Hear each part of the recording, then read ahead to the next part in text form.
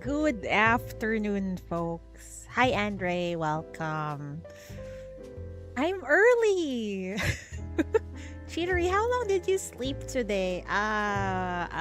Maybe 5 hours. It's fine though, because we need to hurry up and finish main story here in Path to Nowhere. Because I think is it a week or so, we're getting the new main chapter. And I'm still halfway through chapter 19. We still got another part, chapter 20. Oh well. Let's go.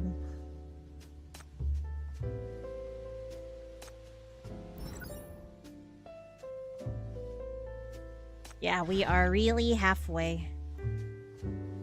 If I remember correctly, Hippo is being sent outside of Frasier, right? And she's being protected by Rust. So let's see how things go outside Frasier with the Alliance.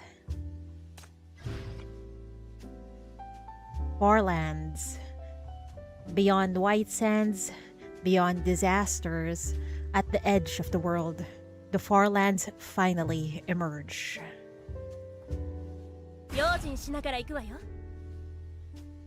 Why is my game in JP? What was that?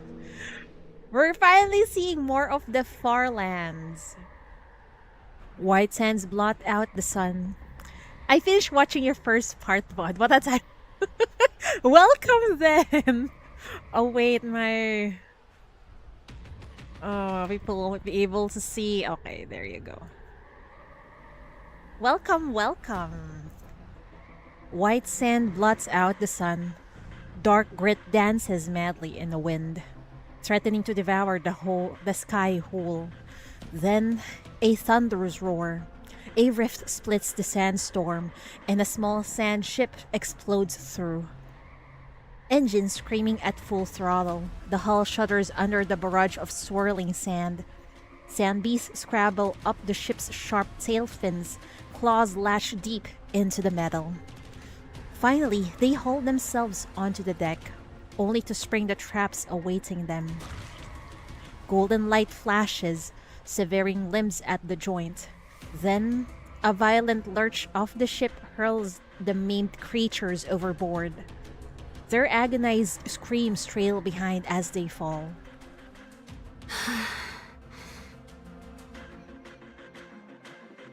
That's the 9th wave since dawn. Still holding together, Miss Campbell? What? Why is Russ letting Hippo protect the ship? What are you doing, dude? I am managing. I only hope your navigation hasn't led us astray. Can we truly reach the Farlands region you mentioned before nightfall? Do you see the 4th anniversary sinner? Yeah! I am amazed by the new Irene. I forgot the name of the other sinner, the one that's playing the violin. Forgot her name. She's also hot, very elegant. But I don't know if we've seen her somewhere. That I don't know. Requiem. Oh, okay. Requiem. Yeah. That's her name, alright. Who's dying though? Why is her name Requiem? A smile touches Russ's lips. If she still has the energy for talking back, then she's going to be alright. It won't take nearly that long. Come back and take a nap. By the time you wake, our destination will be in view. Hypatia closes the comm channel. For a long moment, she stares into the distance, her silence heavy. I'm so cooked. I mean, look at my username. She plays a violin. You are cooked indeed. I think you might want to get more copies of her. What if the violin girl is Evelyn in disguise? I don't know, maybe I'm just coping. We didn't get her unlimited sinner. I think a lot of people are actually waiting for Evelyn as the sinner. But got disappointed that we got Requiem instead. But I don't think she's Evelyon. No. So probably someone Evelyon finds special, similar to maybe Millie. And who was the other one? Clementine. Yeah. Hypatia closes the comm channel. For a long moment, she stares into the distance, her silence heavy. The brand on her neck throbs with a dull, undeniable ache, a pain rooted not in illusion, but in the brutal reality laid out before her. White Sands is a different world from not long ago. Massive ashen rifts scar the landscape, their edges weeping pollutants. Sandstorms boil over the horizon in endless waves, the corruptors stalk within them. This is horrible. Imagine there's a freaking sandstorm of corruption. And then there's like zombies walking within it. And there's also monsters in there. What the fuck is this world, man? Beneath it all, sand beasts writhe, mutating in the poisoned mud, their snarls twisting into shrieks as they turn on one another. I don't think it's her since Evelyn is also in the main event art. Yeah, me too. I don't think it's her. Maybe someone she finds special. All of it, a cascading disaster born of the BR-005 outbreak. A gale hurls black grit against her, peppering her skin with 1,000 stinging, contaminated cuts. She doesn't flinch. She doesn't shield her eyes. She forces herself to watch, to feel, etching every detail of the devastation into her memory. This is your responsibility, Hypatia. And she carries such a heavy responsibility, even though it's not exactly her fault that these things happen. Never forget. And I think I still need to read through Hypatia's interrogation. I want to be honest. If we got time after this chapter, maybe we will. Maybe it's not that long. Back inside the sand ship, Hypatia heads straight for the central purifier. The cool, sterile spray washes the last grain of contaminated grit from her skin and clothes. In the unit's damp chill, she retrieves the communicator from Margaret and places it beneath the cold vent. Its signal has been weak and intermittent since they entered the White Sands, with messages arriving in frustrating delayed bursts. Most messages are just routine updates and words of care, but simply hearing Ms. Margaret's voice brings a sense of calm. She likes Margaret a lot, I think. She remains in Frasier, negotiating with the elites at great personal risk, fighting for justice for the Farland people. I cannot fail her expectations out here. He turns on the communicator. Ms. Margaret, it has been some time. 2 days have passed without contact. I hope all is well with you and Frasier, and that the Senate is not proving overly troublesome. Mr. Rust and I are en route to a Farland settlement known as Crag's Nest. I understand that key leaders from various communities have gathered there for a council to discuss the future of the Farlands in this post-war era. We should arrive today. I promise I will not disappoint your trust. I will aid them, unite them, and help the people of the Farlands overcome this hardship. We believe in you, Hippo. You can do it.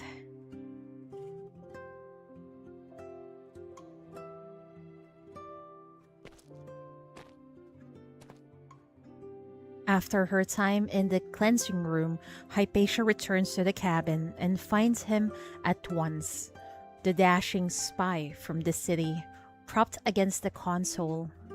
His focus is total, fingers dancing across screens as he navigates the ship through a fractured landscape of hazards. We'll enter the target zone in another 2 hours. Will that be sufficient for you to rest? Hypatia shakes her head politely. I'm fine. Don't worry about me. Since we still have time, I will go to the engine room to check the status of the Orb Secretum systems. Rust raises an eyebrow. Since their journey began, the Campbell girl has been unusually driven. Not only does she spearhead every clash with corruptors, but she also proposes daily ship upgrades with Aurum Secretum. Her systematic enhancements to the engines, the fuel tanks, the wings have already halved a 5-day trek. Watching her work, Rust is convinced with enough Aurum Secretum, she could fabricate an entire sand ship, resonance powered and wholly new. Yeah, our HIPAA is amazing. The Campbells in the Luminaris Society truly found a prodigy. But they're willing to throw her under the truck, under a car just to save themselves. Those people are stupid. Hi, Min. Good afternoon. He knows what drives her. Every mark on this broken land seems to sharpen her.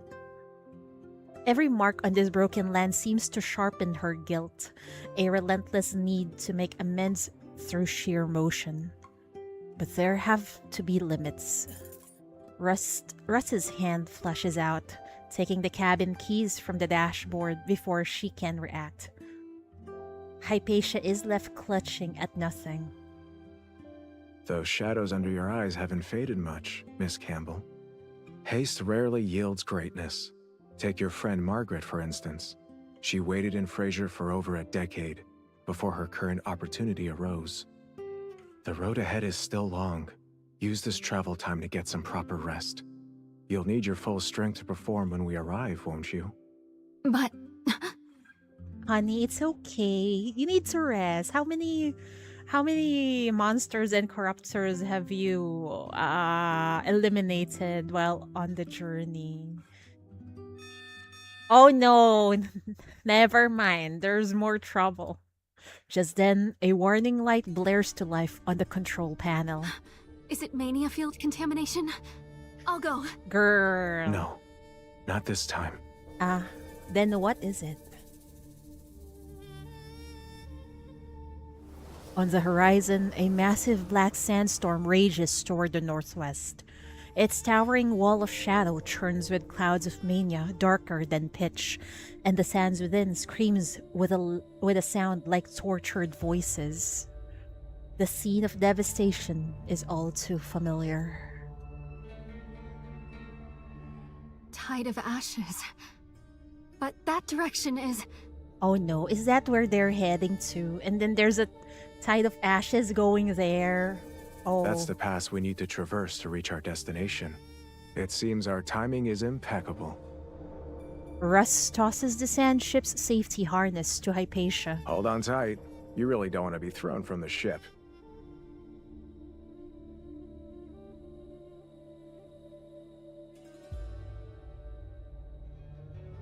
Oh, so this is what it looks like in one part of the far lands, huh? A community in a valley. West of White Sands, the land dips into a valley, a final barrier between the sand sea and sprawling far lands. This rocky cleft has long held back the desolate dunes, its walls cupping precious moisture like a pair of sheltering hands to sustain a modest settlement. Now, it is a breach point. Endless dark clouds, borne on the storm, have smothered the entire pass. Through the narrow gap, the tide of contamination twisted sand beast pours forth. A dozen Aurum Secretum warriors move like silver flashes between rocks, fighting with desperate grace, but they are a dam against a flood. All folks and kids, fall back! Everyone who can fight, move up! Support Rael and the others! Don't let those bastards breach the line! Who is she? She looks gorgeous, though. One of, probably Aurum Secretum warriors? Grab anything that can be used as a weapon and fight! Fuck! Why now of all times? And she doesn't look like an Aurum Secretum warrior. She's more like Helga's comrade, I think. Hi, Lazy. Welcome. Did you finish your chapter 19 while I'm asleep?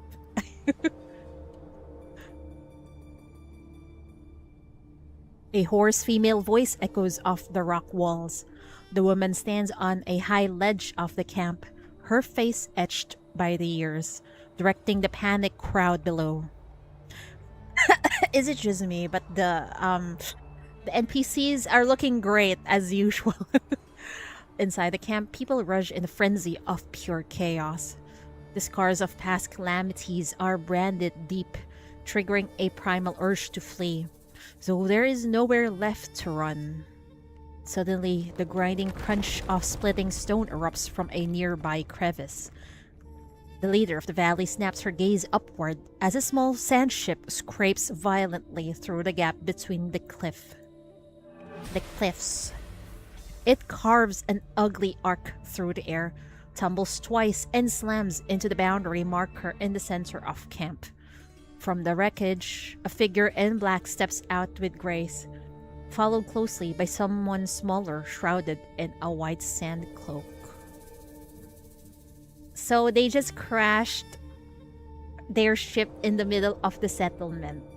Oh no. I didn't, unfortunately. You know how life can be. I did, however, get pretty far. Okay, got it.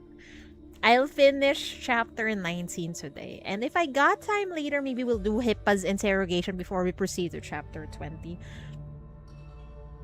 Good luck on my brain cells. Yeah. And my 5 hour of sleep. Hey, Yokna! Oh, they know each other. That hot lady earlier was Yokna. In an instant, the legendary spy's usual polish vanishes, replaced by a perfect Farland accent. He slips among the locals like he'd never left, as if the suit and the swagger had all been someone else's skin.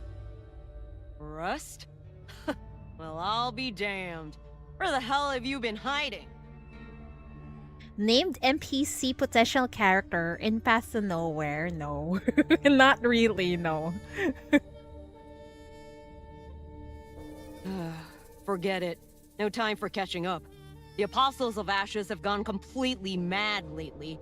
The Calamity Zones keep spreading. And Fraser confiscated our Aurum Secretum for their war, knocking out our guidance systems. If you've got nothing better to do, help hold the line for a bit. I need to patch up the damn roof. Another explosion, thunderous and deep, rocks the valley to its foundations. The walls shudder violently, raining sand and broken stone. That roof won't stop apostles. Scrap the guidance idea for now. Do you still have those barrier units shipped from Fuhrer a while back? Those? Just a bunch of war trophies. Good for show, useless in a fight. They're all busted, and none of our tinkerers have a clue how to fix them. Maybe Russ knows how to repair them. Is Irene gonna touch a black ring? That's why she became that in 4th anniversary. I'm guessing yes. Yeah, similar to probably what happened with Hela. So she would probably not have an interrogation, but a perspectra instead, I think. Isn't it similar to the corruption of Zoya also? Like Hela, Zoya, and then Irene. So we got hope. Zoya will appear in the future main chapters. Because Aisno had been keeping her in their basement for years now. We've been waiting for too long. Russ glances at Hypatia. Her hood conceals her expression, but at the mention of Führer, her fists tighten reflexively. Oh, Hypatia can clearly repair those things. Where are the Aurum Secretum barriers? I can repair them. Please, take me to them. You? Who are you supposed to be? I'm Mr. Rust's assistant. I can fix Aurum Secretum devices. Please, trust me. I guess no one recognizes Hippa in the far lands, huh? Zoya will definitely appear, Cope. I'm not sure how soon, though. She will, eventually. She's like the face of the game, but where is she?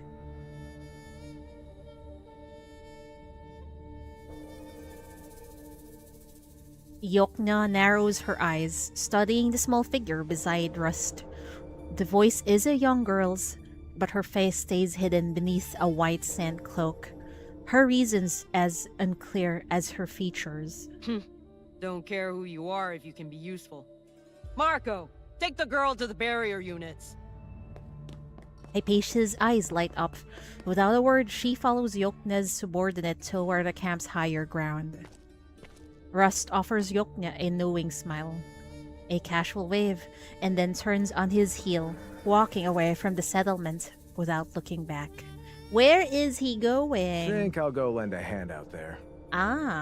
Probably kill off some apostles.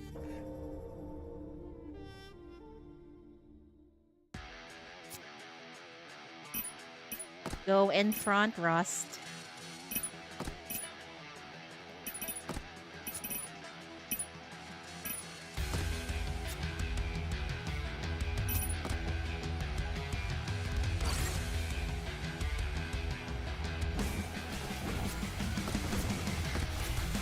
Those are Aurum Secretum monsters. Or...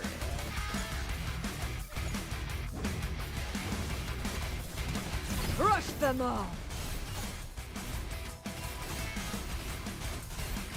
Hold still, my friend.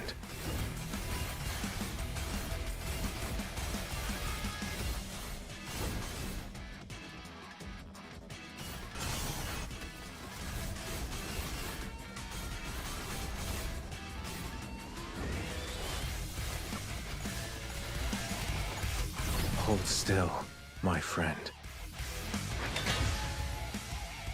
Irene is indeed having a perspectra like Hela, right? In 5th anniversary and probably Evelia. More hope. Also, Suspect R is kept from us from years too. Oh my god, you're right. It's been already 4 years. No sight of Suspect R. Where is she?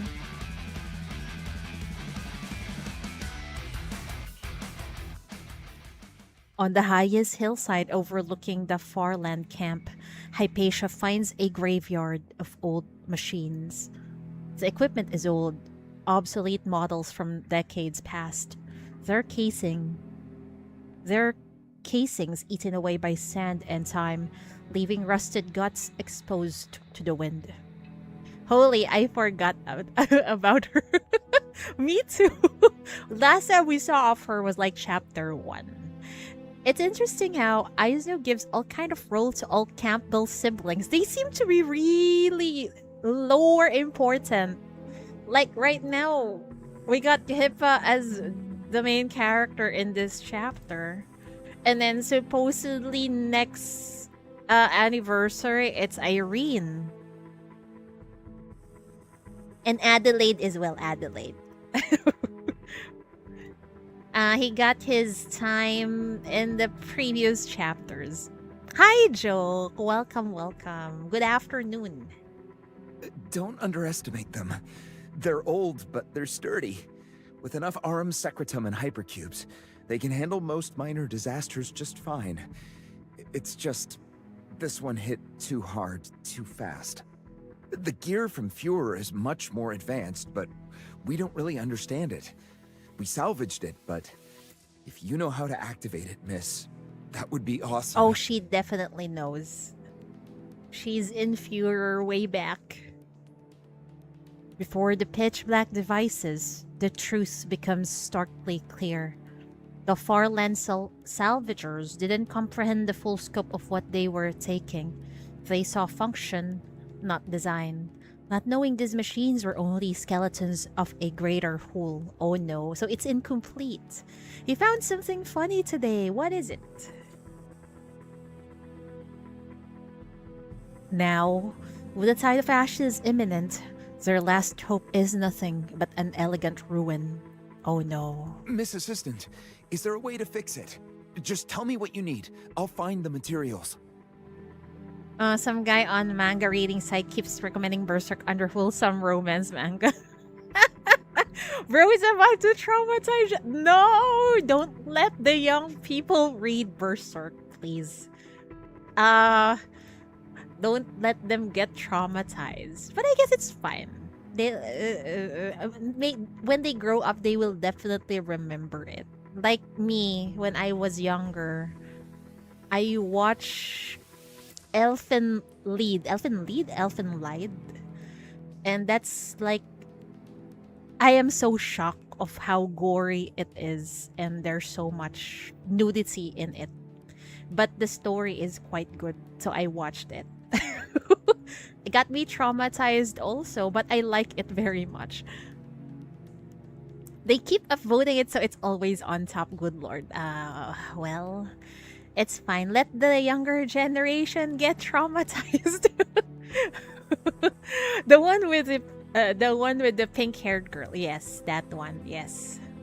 And then with the amazing opening, Lilium. Yes, that's it. I watched it when I can't remember. Was it 11 or 12? It traumatized me a lot, but I kept wanting more. Bro, I watched Sao in season 2, that one scene with Asna and the main villain in front of, oh no, oh my god, why did you watch that in front of your parents? The second-hand embarrassment, my lord.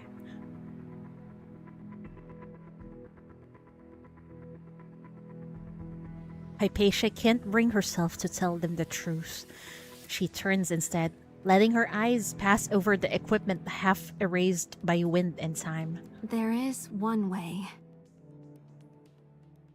She raises a hand. From her sleeve, a single filament of gold descends, touching the earth, then spreads in all directions like a rose unfurling across the ground.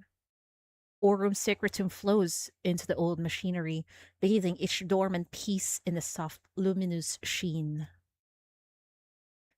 Though the machines no longer function, their core materials endure. By harmonizing these components with the Aurum secretum through resonant alignment, a barrier may yet be formed, one large enough to shield the entire camp. But what about the burden in Hippa's body in doing this? She's going to be alright, right? Your stone face looking straight ahead. Longest 2 minutes of my life. You shouldn't watch anime in front of your parents, man.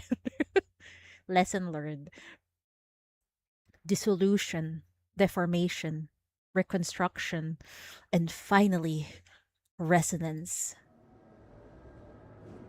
It's working! A low, gathering hum swells into a sky-shaking roar as the nearly derelict pile of Guardian machinery shudders back to life. Streams of golden light surge through long dormant conduits, weaving into radiant bands overhead. They knit together into a vast shimmering dome that envelopes the entire settlement. Even though the battered roof, the storm's howl falls completely silent. When was the last time you played Wuwa? What was her name? The girl with the violin. I forgot her name. She was one amazing character. That's the last time I played Wuwa.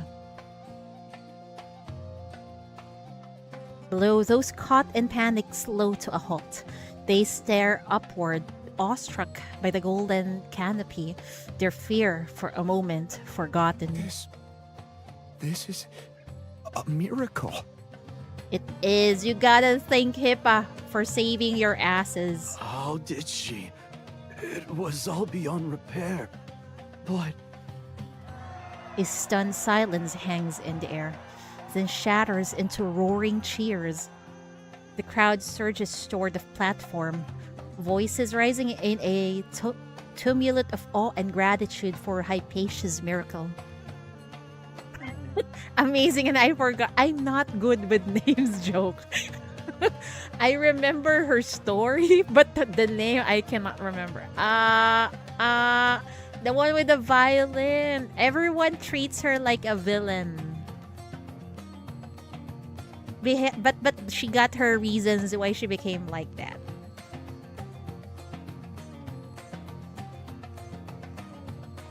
No, it's not like that. I don't have any special power. This is just Aurum secretum technology, that's all. I merely... She shakes her head, her gaze flickering nervously across the faces watching her. Ooh, Russ looking so handsome among the crowd. Russ stands amid the crowd, yet feels worlds apart.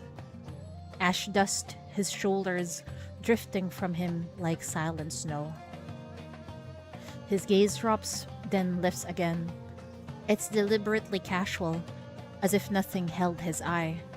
A faint smile touches his lips, and he melts back into the throng. He really doesn't show his emotions much, huh? I'm off. I'll watch the VODs when I get back home. Okay. Go back home safely. Seems to me you'll be the one that will finish the story before me. It's alright though. You can just watch the VODs. Thank you for dropping by though. I appreciate it.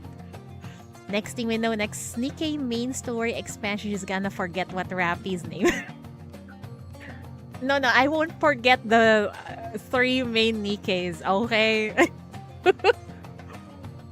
But sometimes I do forget names, okay? I am sorry. It just cannot fit in my head. How's your date with Rust going? Doing good so far. He's being so handsome right now. Pop quiz for Dementia View. What is the child's name between Rappy and the commander? Isn't it only one? See, somehow I still remember some stuff. Just not everything.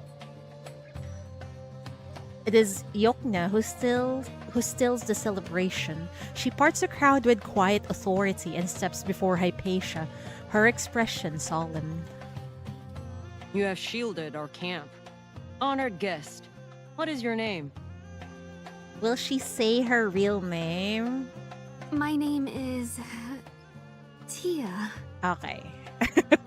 It's kinda Hypatia, but it's a shortened name for Hypatia. Good. Miss Tia, here in the Farlands, the Aurum Secretum is a heavenly blessing.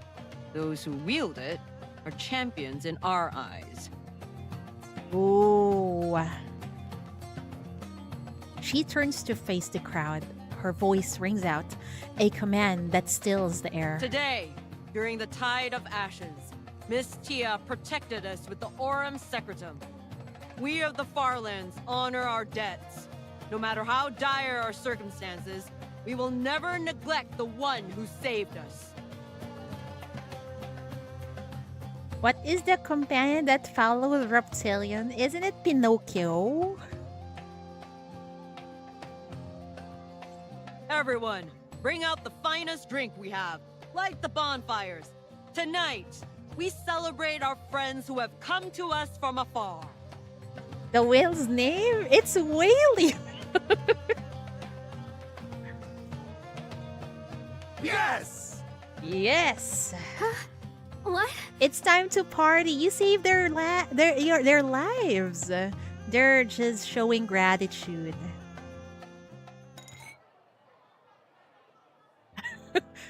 I still got my grip in reality, of course.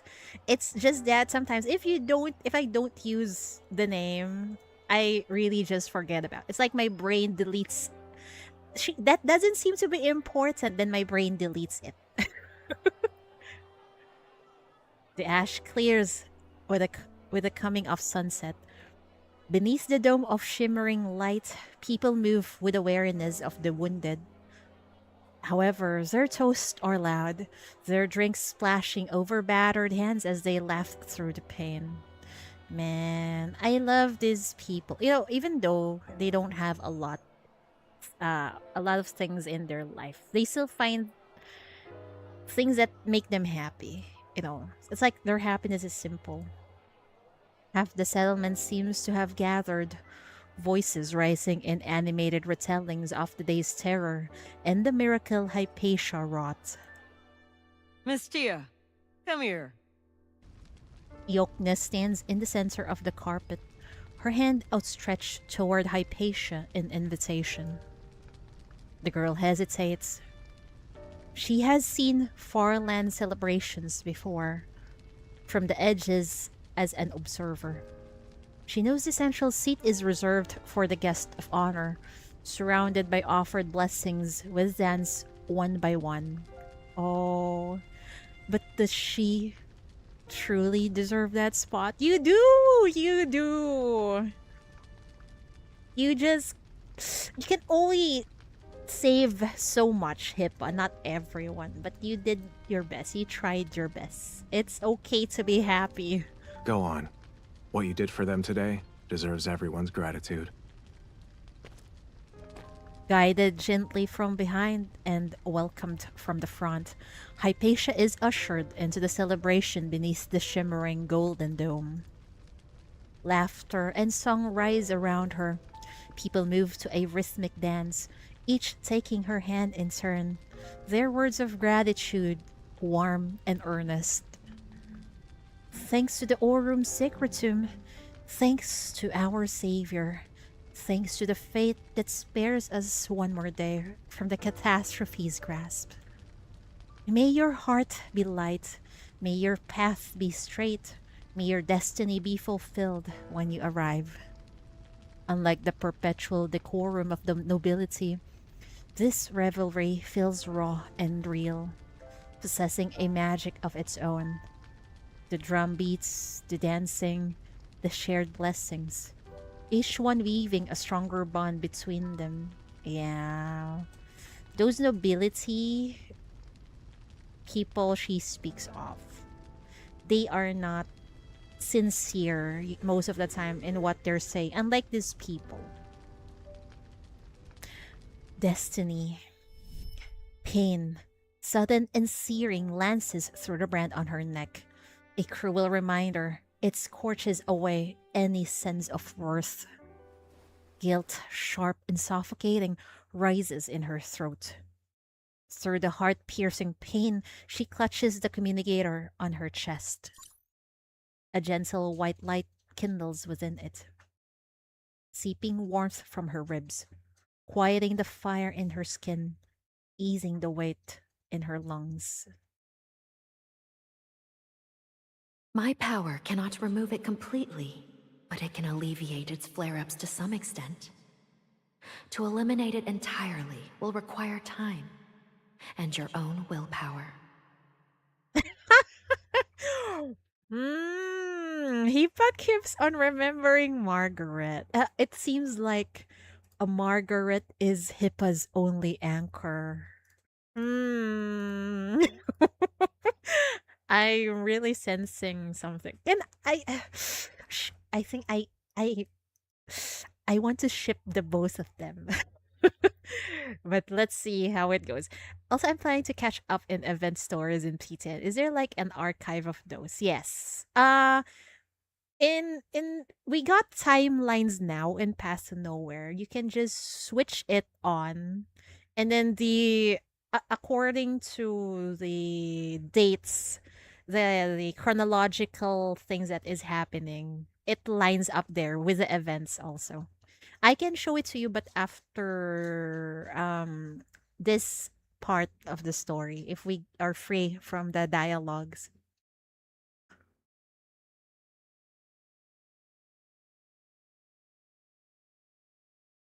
Thank you, Miss Margaret. Hypatia keeps a hand pressed to her chest as the burning fades. Around her, the celebration continues, with faces glowing like embers in the bonfire's light. What's wrong? Did someone offend you? Or are you feeling unwell? She's okay now. She found her light, which is Miss Margaret. No, it's just. I'm touched. I don't feel I've done anything remarkable, yet you all honor me, so. Silly girl. Surviving a catastrophe is the most remarkable. You saved lives. You've earned the best seat and the finest drink. You know, the best people so far are from the far lands, I think. Remember, oh my god, what's her name? The people in Tuco. Yeah, yeah. They are a bunch of scammers, but they are very, very nice people. They are much more genuine than the people we find in the city, especially the higher ups. With a warm smile, she guides Hypatia to her seat. First, where'd you find this one? You brought her all the way out here just out of the goodness of your heart to help us? We're friends, aren't we? If I were in a pinch, you'd lend a hand. My friend here happens to be an exceptional Aurum Secretum researcher. Feel free to ask her anything you don't understand. With a smooth swirl of his wine, Russ seizes the moment, introducing Hypatia to Yokna. Yokna and I go way back. Helping her is like helping me. Consider this your way to repay me for the rough journey. Lend them your expertise. I would have done it regardless. No matter what, I will ensure that Aurum Secretum barriers remain stable and protect everyone here. Thank you, truly. The tide of ashes has been worsening, costing us more lives each time. Without your help today, we would have lost many more. The Farlands lack everything. Technology, resources, skilled hands. And we're at a critical juncture. Who knows if spies have already slipped in? If you two could stay, it Oh would no! be an immense help. Who knows if spies have already slipped in? Ah! You are right in front of them. The place Oh, seems no. plenty lively as it is. It's that alliance meeting. Every power player has shown up, thrown this place into chaos. The bootlicking merchants are manageable. They just want profit. But I'm more worried about the warmongers. In and out all the time, scheming who knows what. Every time I see that lot, I want to tell them to stop stirring the damn pot. Just dealing with mania is hard enough. We can't survive another fucking war. You tell them, girl. You know, this place is in good hands with Yokna. Before the words have fully left her mouth, the thud of heavy footsteps crushes the festive air. Oh no! Are these people from Frasier, perhaps? Oh no. They don't look like from Frasier. They look like someone doing illegal things. A dozen figures emerge from the narrow passage.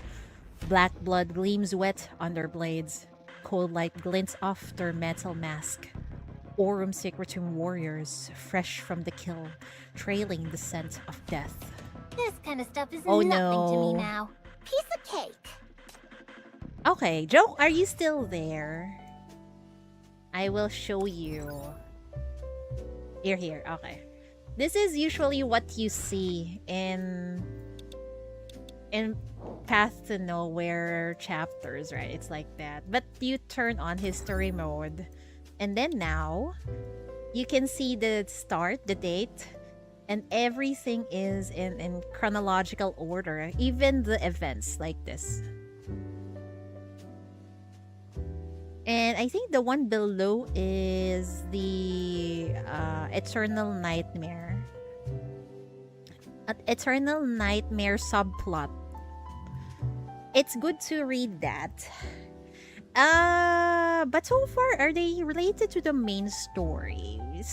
A little bit, yeah. Good. Yeah, this one. See, even here, that's chapter 13, and then right in the middle, it's these events. Some events have not been archived yet, see. It's not there yet. You need to wait for the rerun to see them.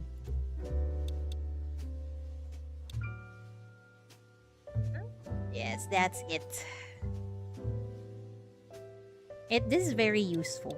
It's also similar to the one we have in Nikkei. See, the newer ones it's not yet available. The events. They've been pumping out chapters. Yeah, they're much more diligent nowadays in pumping out chapters. I thought it's gonna be one chapter a year. No, they're much. I think it's like so far. I think it's like 4 chapters or 5 chapters a year now. I'm not sure, but it's more frequent now. Okay. Wait, I need to go to the toilet real quick. I'll be right back. Man, it's because I drank coffee. Hi, Mishkat. Welcome. Not on Nikkei level, no, no, no. But at least it's much more frequent than when we started. When we started, it's like once a year to get the main story. It's the iced coffee taking effect. I know, right? Just came on, but I made it inside. Made it inside, but hold on. I need to go to the toilet. I'll be right back.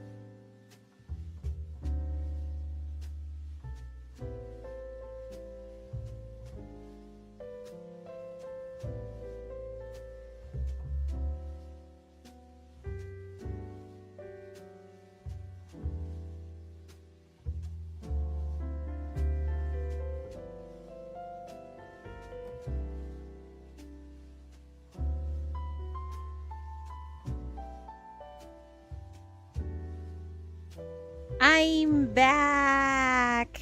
Stomach churner. No, it's more like a diuretic. You pee. It urges you to pee. That's what a tea and coffee does to most people, right? Also, I forgot to explain that some of the recent events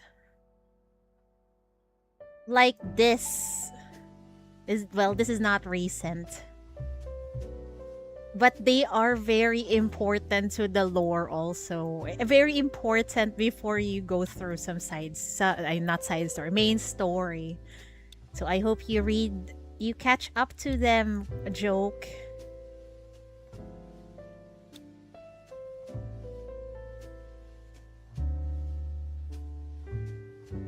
Okay, we're back here. Okay, great.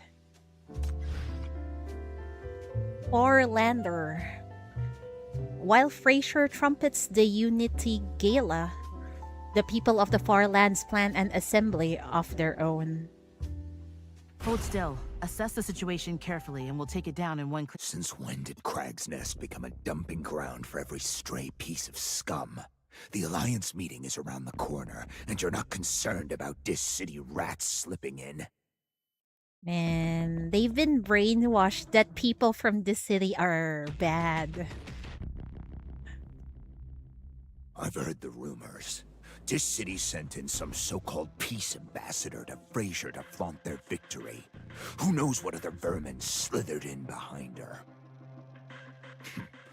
Not satisfied with stirring trouble in Frasier, now they want to infiltrate our meeting to pick at the bones. Think again. This city dogs. I'll get every last one of them who dares show their face. What? Why does this dude have so much grudge against the city? The lead warrior thrusts his arm upward, sweeping his cloak aside. From his inner arm to his waist coils a lattice of black and gold, a pattern that sees beneath his skin like something alive. His expression is one of fierce, unsettling pride. Hi, Edelfolia, welcome. Maybe he's one of those people where, someone he knows got slaughtered by the Discord, perhaps. So maybe if that happened, well, I understand where he's coming from, why he is angry. The war is not over. We must stay sharp. Our brothers and sisters in Führer sacrificed themselves as blades for the future of the Farlands. We must carry the fight. Make this city pay for what they've done. His presence is an immediate threat. Hypatia's hand slips inside her cloak and behind her back. A blade of solid gold forms silently in her grip. Celine VA just announced her role by not the same VA as Shell. I saw it, but I saw the character PV of Celine. Her diction, it's similar to how Shalom speaks, I think. Work soon. Oh no, it's okay. But thank you for hanging out though, man. So your night shift again today. Now, let's all try to keep our manners, shall we? You're frightening my friend. Russ steps subtly in front of Hypatia, shielding her from view while masking the shifting of her hands beneath her cloak. The lady here is a whiz with gadgets. I know folks who need tech. She provides the brains, I provide the brawn, and I'm counting on her to help me turn a tidy profit. So he's acting like a merchant, I see. This week, oh man, pain indeed. But good luck at the work and stay safe out there. Yeah, very similar, but remember Shalom VA also voiced Owa. Oh my god, you're right. And that's a very different character than Shalom. Oh, you're right. Mommy Isomer is gonna drain me cubes and warrants. Time to save for anniversary again. I just want copy of Celine and Isomer. I'm so broke with cubes right now. I'm not sure if I can get both of them. Man. And anniversary is coming soon. Man, I don't know. And usually I would love to shackle I mean, I would love to S5 my anniversary sinners, but I'm not sure this year if I can. Because my stash got eaten by I forgot her name.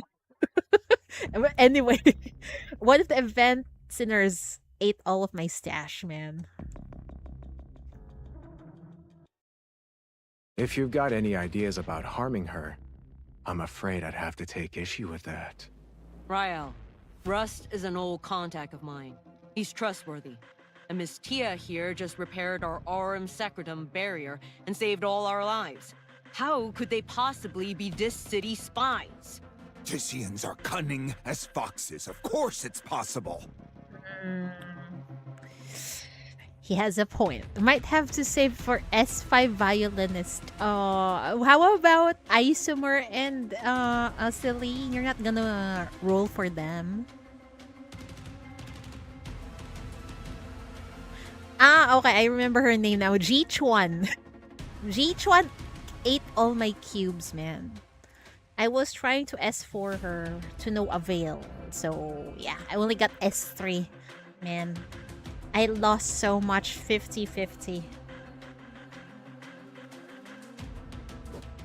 Rael's blade cuts through the air, its edge aimed at Russ's throat. Look at this friend of ours. Desert navigator, skilled fighter, traveling repairman with a pretty girl in tow. That sand ship outside is yours, isn't it? Last I saw it, the owner was a medic. Sand ships, you know, they all look the same. They are so suspicious of this too. Oh no. I will try to S3 Celine Isomer. Might be a skip for me. I don't know. I just want one copy. Too broke to roll for more copies. Yukna, what was he calling himself when you knew him? Well... Back then, he was sort of a relic hunter, I guess. Russ, you are acting so suspicious. You got a lot of jobs. A heavy silence falls.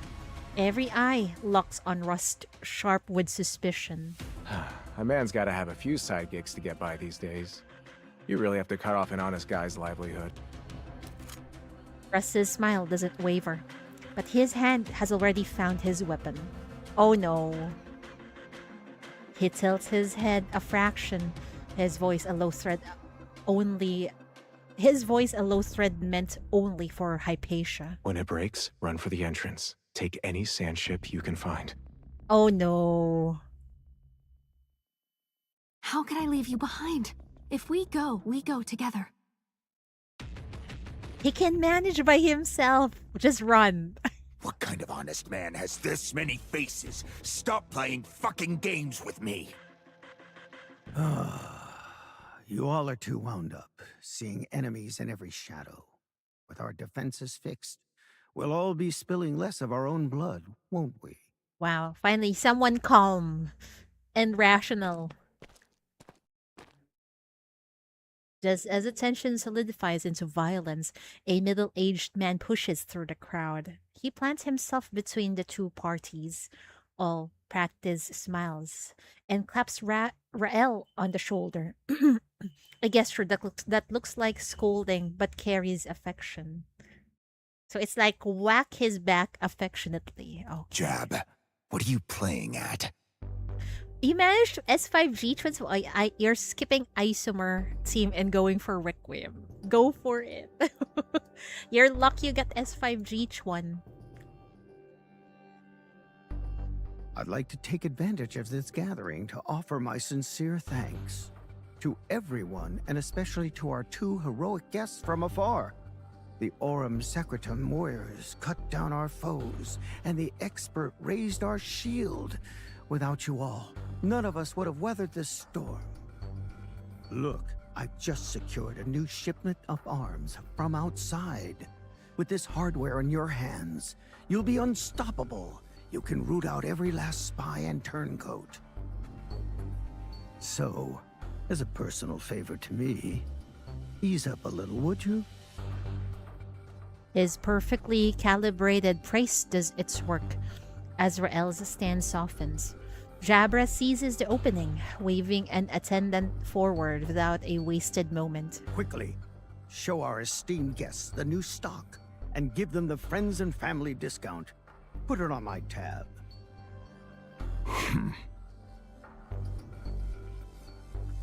It feels like both of them are just using each other because they need each other. But I'm pulling Celine for my grandma Kokilik. Oh, okay. What is their team called again? I forgot. Wait, is Kokilik having a reforge? He reads the room with precision, tailoring his words to their deepest interest. In moments, the tension that seemed ready to explode is contained. Flattery and bribery in one tidy package. A real professional. Yeah, he knows his... he knows it. Yes, next update. Ah, okay, got it. And I'm getting that Kokilik skin, of course. Grandma looks amazing in that vampire skin of hers. Jabara turns to Rust and Hypatia, his expression undimmed, as if the mockery had never been spoken. Pay him no mind. Pay him no mind. The fighting's left him a bit frayed. You two must be exhausted from your travels. Since you've come all this way, allow me to show you around. Our region may be impoverished, but the vistas are absolutely breathtaking. Yes, and she outdamaged Augustus in attack speed through damaging. Whoa, really? A grandma replacing another grandma. Man, they're getting overworked.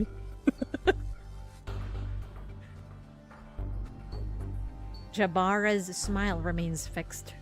But his gaze keeps slipping toward Hypatia, who stays completely hidden behind Russ's figure. Beside him, Rael gives a low, cold snort and lets the challenge drop, though a flicker of unease toward Jabara betrays itself in his stillness. Don't worry, he won't make trouble. After all, 90% of the Farland's food supply passes through my hands. I'm Jabbar. Just a simple merchant trying to get by. And you must be Ms. Hypatia Campbell? He knows. Your esteemed brother, Adelaide, Whoa, has spoken whoa. of you. Meeting you today, I see his praise for your grace and bearing was entirely justified. He knows, he recognizes Hypatia. That makes him very, very sus. And he knows of Adelaide. Oh no, that's very sus. And he seems to be in control, somehow, of this place because he controls the food that goes in here.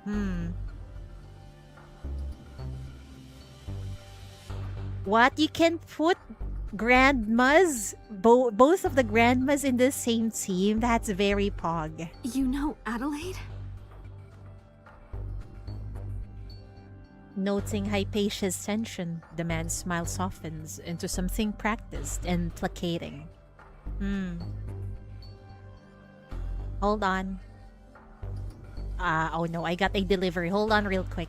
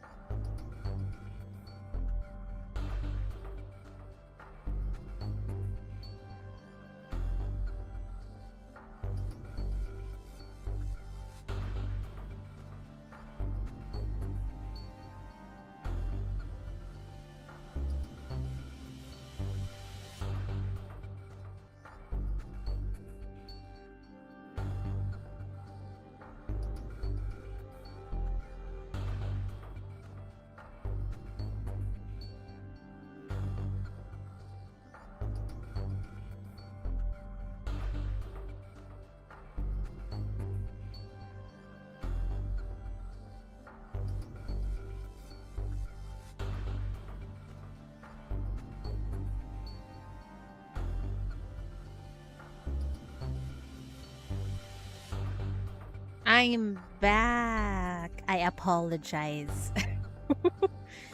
I got Shopee delivery. Okay, anyway. Noting Hypatia's tension, the man's smile softens into something practiced and placating.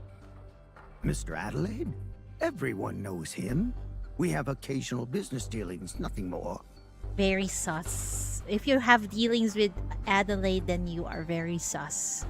Coco's new team is Coco, Summer, Augustus, Celine, Cito, Shin, or Murphy. Oh, I think I really need Celine. Wait, is it okay? Is Celine okay at S0, or do I need more copy of her? Please, set your mind at ease. A lady of your stature traveling with discretion must have her reasons. I won't speak of it, and I certainly won't mention anything to your honorable brother. Honorable. It's simply that I've long held the Campbell name in the highest regard and couldn't pass up the chance to make your acquaintance. It seems like he could threaten Hippa about the information that she's here right now at any moment.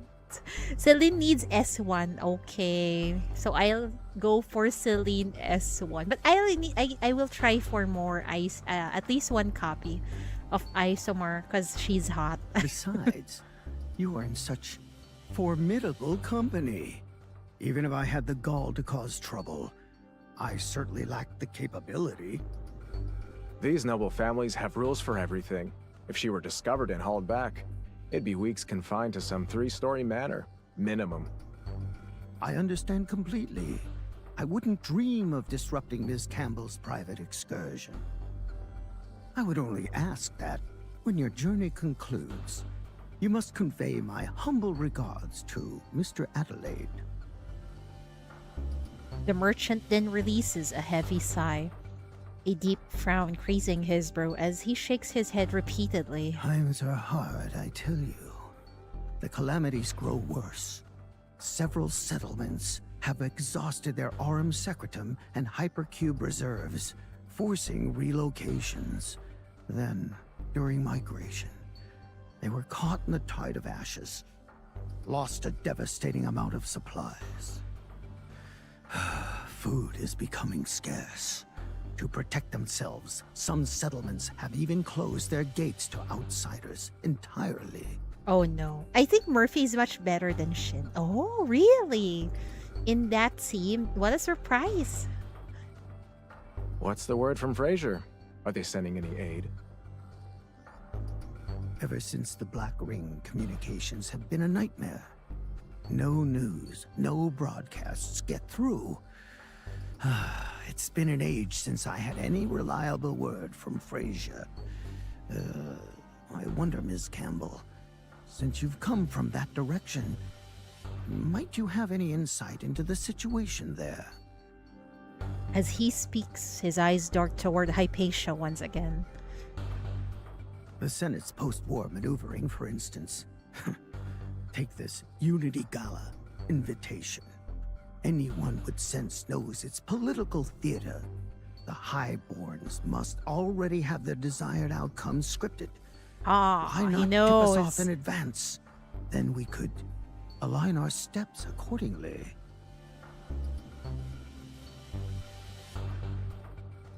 I see. I understand completely. Your eyes tell me everything. I was hoping Miss Hypatia might help me discuss a small matter with Mr. Adelaide. You see, I have a surplus of food stores, but the cost of transport is prohibitive. I was considering a modest price adjustment and perhaps an increase of 20%. Transport it out. But the people here don't even... Oh no. Disgusting. So disgusting. Oh no. Die, Campbells. All of you deserve to die. A sudden splitting pain lances through the back of her neck as whispers coil around her thoughts. It's the mental sorcery, triggered without warning. Oh no. Yeah, since Celine can heal and Murphy is a dedicated true damage support. Oh! Oh, I see. So that's why. But if you don't have Murphy, then maybe Shin will do.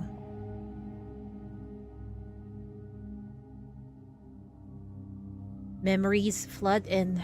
The glittering galas, the smiling toast, the courteous handshakes. Behind the elegant laughter, certain faces were quietly marked as necessary sacrifices, collateral damage for a greater game. Man, the nobility really never fails to piss me off. Hypatia lurches forward violently. The teacup in front of her no longer holds tea, but a swirl of bloody tears. She claps a hand over her mouth, choking back sound. Ms. Campbell? Our journey was rather rough. Sandstorms, contamination zones. The young lady is suffering from travel sickness, and I'm afraid this confined space is only aggravating it. Thank you for the nice save, Rust. Oh, how careless of me. Please, step outside for some fresh air at once. Oh no, more metas. Tempted to get S3 cylinder. I kinda want my isomer though. Better wait for a rerun, I guess. I think I'll just go for S1 Celine. And then S0 isomer if I can. I don't know if my cubes are enough. We've been traveling a long while. Your family must be worried. This is a good opportunity to let her know you're safe. Hypatia nods, offers a polite apology, and rises to leave. She's gonna contact Margaret, I think.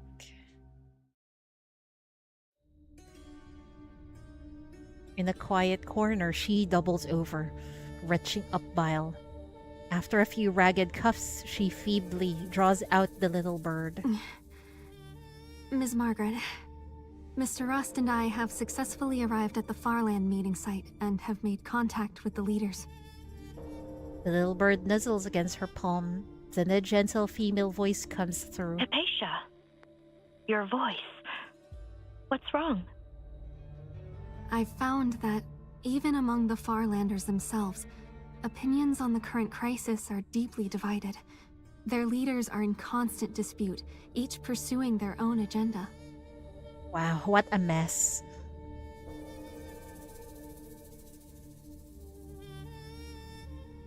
Isomer kinda needs Celine to work well, though. You might have to go for both S1. Really?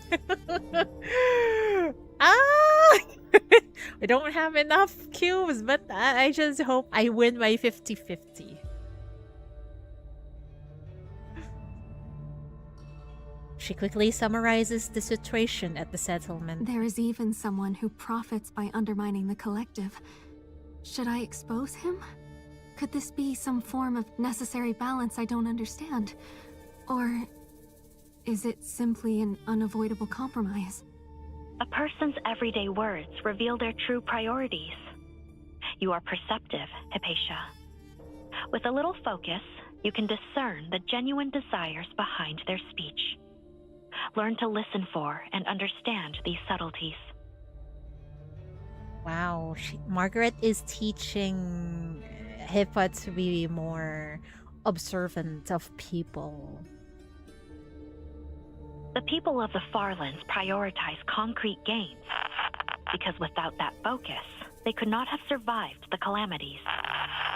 This may be hard for you to accept, but stating your position, showing where your loyalties lie, establishing mutual benefit, these two are the foundations of building trust. But most of all, trust in your own capabilities. You need not descend to their level. An Aurum Secretum prodigy should operate by her own rules. Your talents can become their hope. Just before the voice fades completely, she asked the question that has been burning inside her. Why can some people simply not see the suffering of others? Some simply lack the capacity for empathy.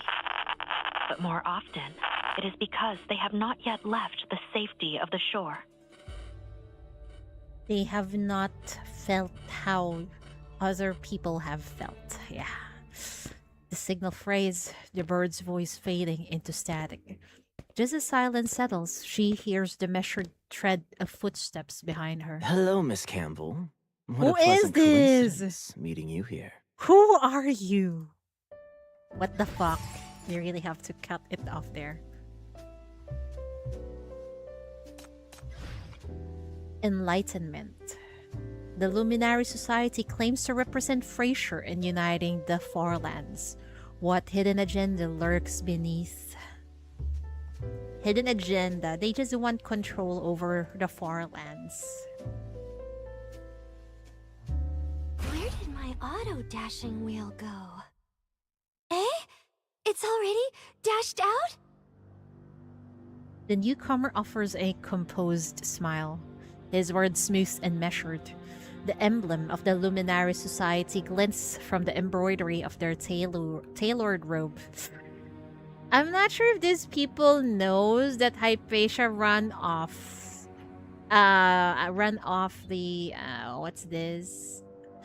Run off against the Senate's will. How much does he know? I am Dake, a fellow member of the Luminaris Society. Like yourself, though my talents pale in comparison to yours. You likely wouldn't recall me. Yeah, you don't even have a face, dude, so you're forgettable. Ah, a colleague from the Society. It's a pleasure. But may I ask what brings you here? Hypatia bows, a gesture of graceful composure meant to mask her pounding heart. Without a flicker in her expression, she severs the connection, letting silence fall between them. For the same purpose as you, of course. To represent Frasier and the Society in uniting with our Farland allies and aiding their afflicted people. Lies! I can smell the lies in that sentence. To represent the Frasier Society in uniting with our Farland allies. Oh, come on. Uniting up. It's not actually uniting and aiding their afflicted people. It's just to use these people. He smiles and gestures toward Yokna and Ryle standing behind him, subtly indicating that he's already established contact with them. Uh-oh. Should have guessed you were with the Society, seeing how you handled that Aurum Secretum device. Meanwhile, some people just had to go around barking about Dis City spies, stirring up dust for nothing. Everyone knows your type. As long as someone can fix your broken junk, you'd wag your tail even for a genuine Dissian. Their argument swells, sharp and carrying, until the merchant's head appears in the doorway. Must you argue right outside my... Oh my. At the sight of the elegant figures, the merchant's irritation melts into performative delight. In the same breath, Russ withdraws his presence, a subtle shadow behind the merchant's form. What an honor to have such distinguished guests at my humble threshold. Could you be looking for Ms. Hypatia? His gaze slides between Hypatia and the newcomers. A careful, tactical pause as he measures what to say and what bond to claim. That is one of our purposes, as Miss Campbell is indeed a valued asset to the Society. Oh no, I think he knows. He's after Hippa. However, there are more pressing matters that require our collective attention. Might we adjourn to a more suitable location to discuss them in detail? Of course, of course. How rude of me to keep you standing in this dust and wind. Please, let us continue our discussion indoors, where we may speak at our leisure.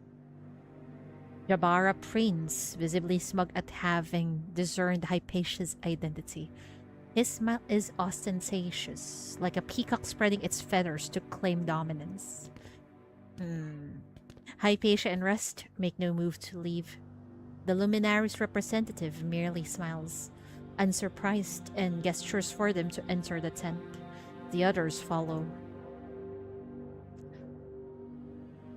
Inside, the gathering is informal. They seat themselves with a relaxed air, and once settled, the society representative begins to speak, his composure intact. What kind of lies is he going to say? I bring important news. I believe you have all received Fraser's invitation to the upcoming Unity Gala in the city to collectively commemorate the conclusion of the Ash campaign. Naturally, that is the public rationale. The true impetus for the gathering originates from a more distant city-state. He pauses, scanning the room as his tone grows grave. He's gonna smear the city's, what's this, image, huh? I think. Yes. The greatest Dicity There has you recently go. issued a formal peace overture. They demand Fraser convene representatives of the Farland Alliance to jointly define a, quote, new peaceful relationship. It's crazy how the world is on the brink of destruction and these people just have their own factions and waging war against each other, man. More regrettably, we have little choice but to comply. Dicity deployed its catastrophe weapon and destroyed our painstakingly cultivated Black Ring. Their so-called peace ambassador presented a list of conditions. Should we refuse? It's as if we need to agree to these conditions because this city is basically pointing a gun toward us.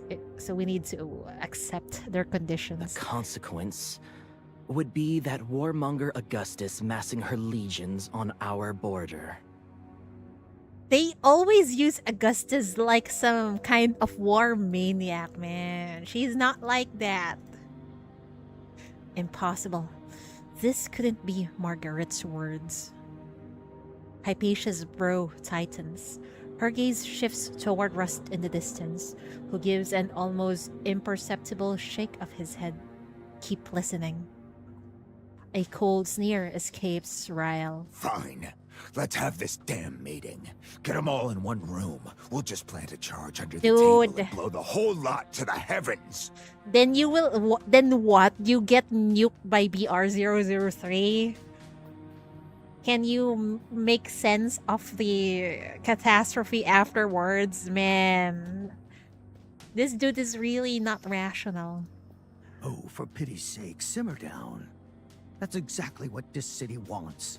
Attacking envoys gives them the perfect war warrant. Do you have any idea what another conflict would do to us? The merchant looks imploring at the society's envoy. Representative, you must give us a path forward. This instability is strangling commerce. We need clarity. Hypatia's finger drifts to the small bird in her pocket. She traces its shape, a silent gesture that feels, for a moment, like a tether to the distant woman in white. Is it just me? She keeps on thinking about Margaret. Really? Like, Margaret is her salvation or something. Steady, Hypatia. Strategy. You must fulfill the task Margaret gave you. The society representative shakes his head with feigned seriousness. Their methods are more refined than crude assassination. Their new Outland Affairs officer, this peace ambassador Margaret Kervaz, is particularly adept at persuasion. All smiles and promises of technology sharing. She's barely offered more than vague assurances. Cleaning contamination, joint calamity response, exploring ruins for hypercubes. And yet she has swayed several of our allied factions.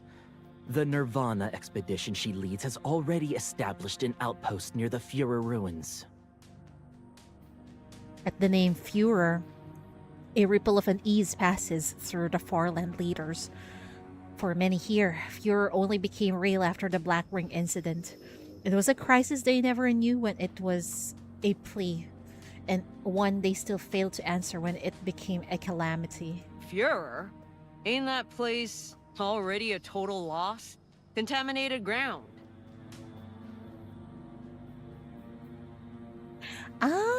If you read Hippa's interrogation before, you will understand why she trusts Margaret so much. Okay.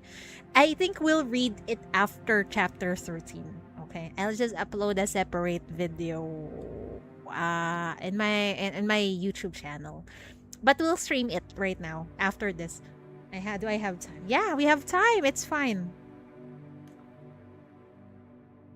Total loss? Fewer? I don't think so. I think they know that something might be hidden in Führer. There might be a mine somewhere in there. Indeed. The area is catastrophically unstable. To go near is to court death. Rumors speak of ghost whales on the wind from miles off, and sightings. We still don't know what happened with Horo. Is she still in Führer?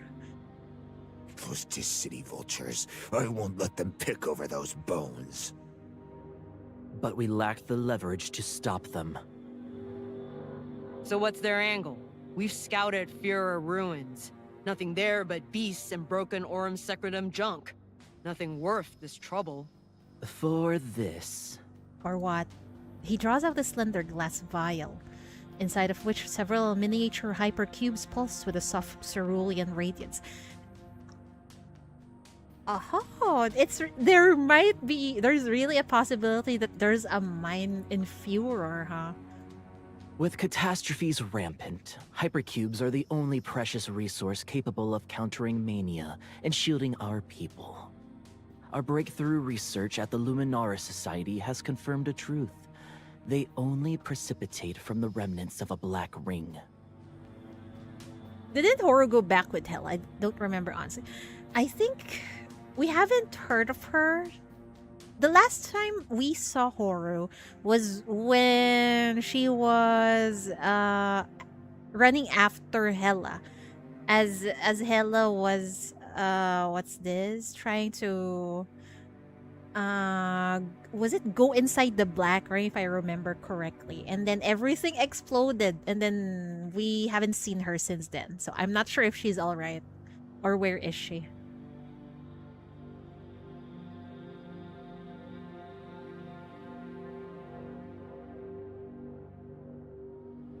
Andicity holds a monopoly.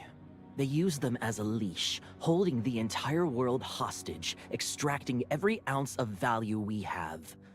The wealth of their so-called premier city-state is built on that stranglehold.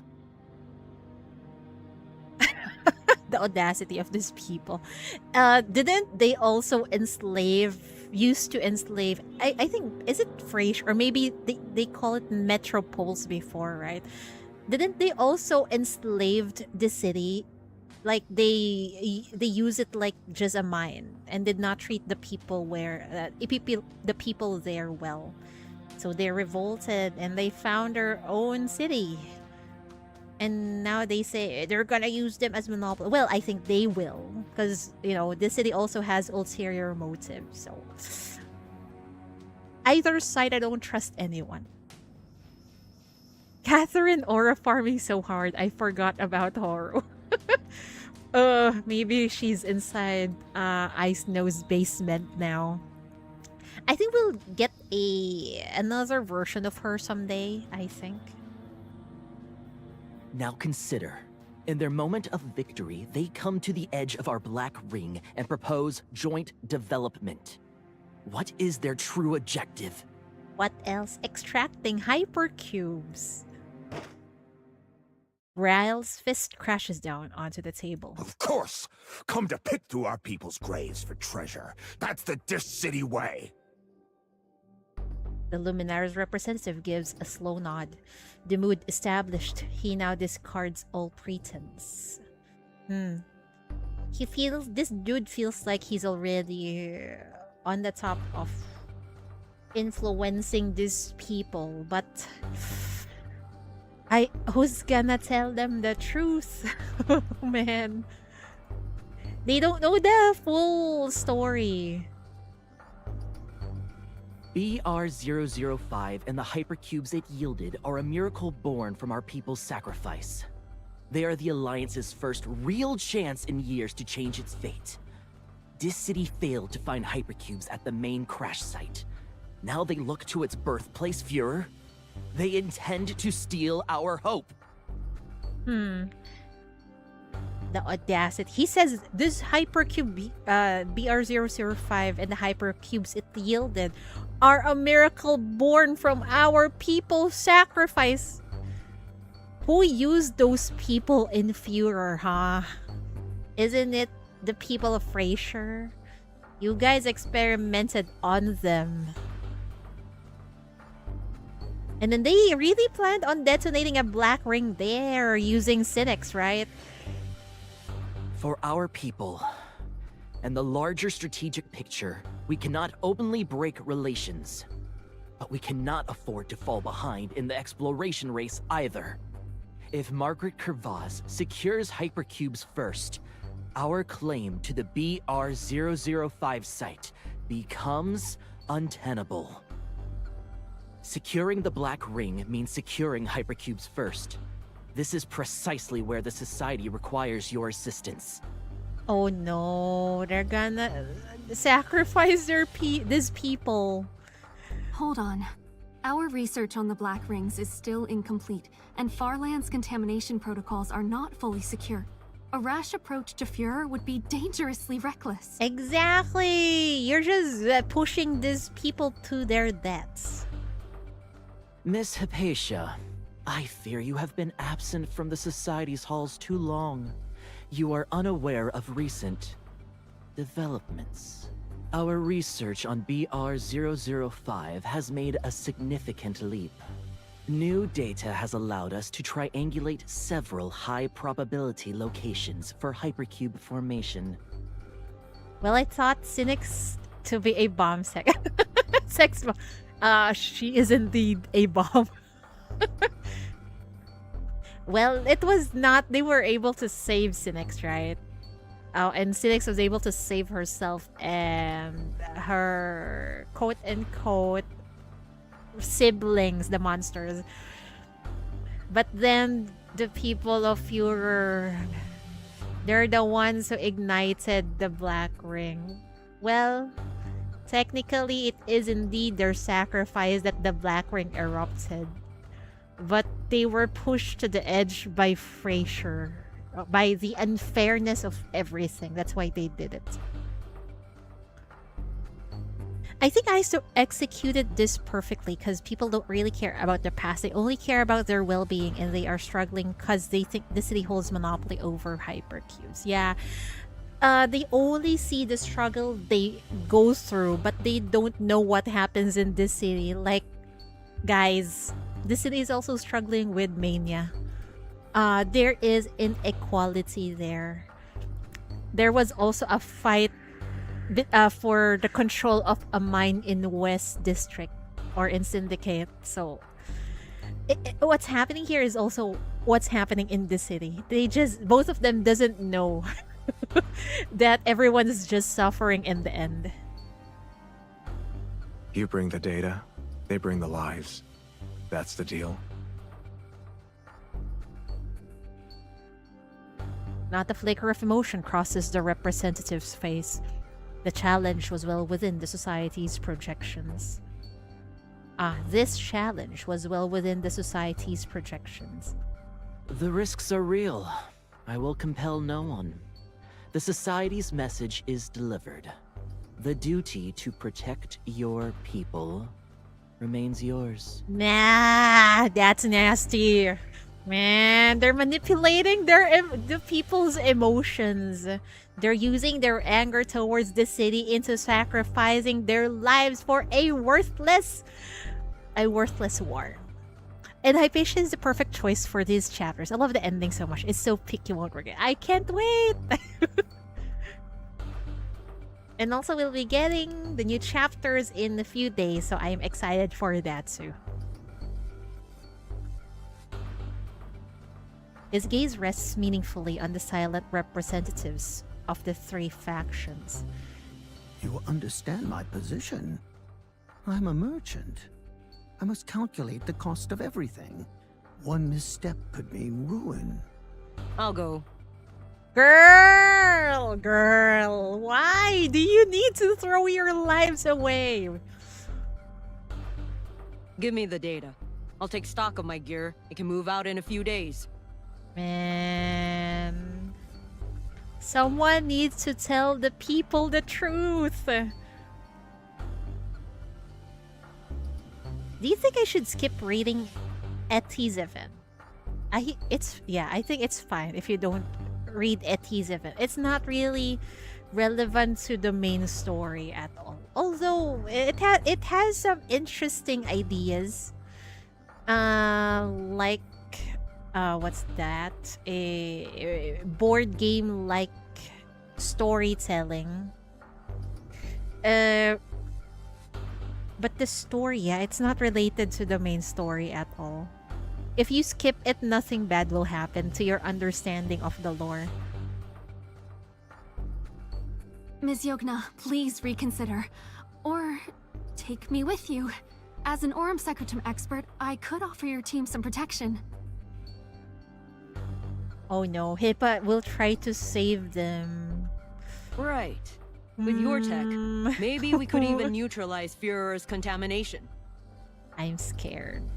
Or maybe this is just Hippa's atonement to what happened to Führer. That's why she's heading there. I'm back. Welcome back! Get our hands on hypercubes, and we'll finally have a real bargaining chip against Mania. And against those Dis City bastards. Make them sit at a table that we set. Guys, you need to know the truth! You've been brainwashed, but you just don't know! How do we tell them? How do we change these people's minds? I don't know. They redesigned the whole event, but I still think it's both. Really? They did? It's really not that interesting, story-wise, okay? Yo, Farlanders, please chill out. I know, right? How do we tell them the truth? And I don't know if, even if you tell them the truth, they might think that you're just trying to use them. But actually, your guys, the Fraser peeps, are also trying to use you guys. The society representative only smiles faintly in Hypatia's direction, offering neither confirmation nor denial. Yet, for reasons she cannot name, a sharp pain lances through her nape. Ryle turns toward Yokna and whistles, sharp and dramatic. Look at you growing a spine. Almost didn't recognize you. The brainwashing just work. I hate it in here. All right, I'm in for this madness. But if we find any of those shiny rocks, my crew gets the lion's share. Gotta restock the arsenal. Last war left the cupboards bare. Seeing the moment unfold, the merchant's hesitation shatters. Well then, I shall contribute as well.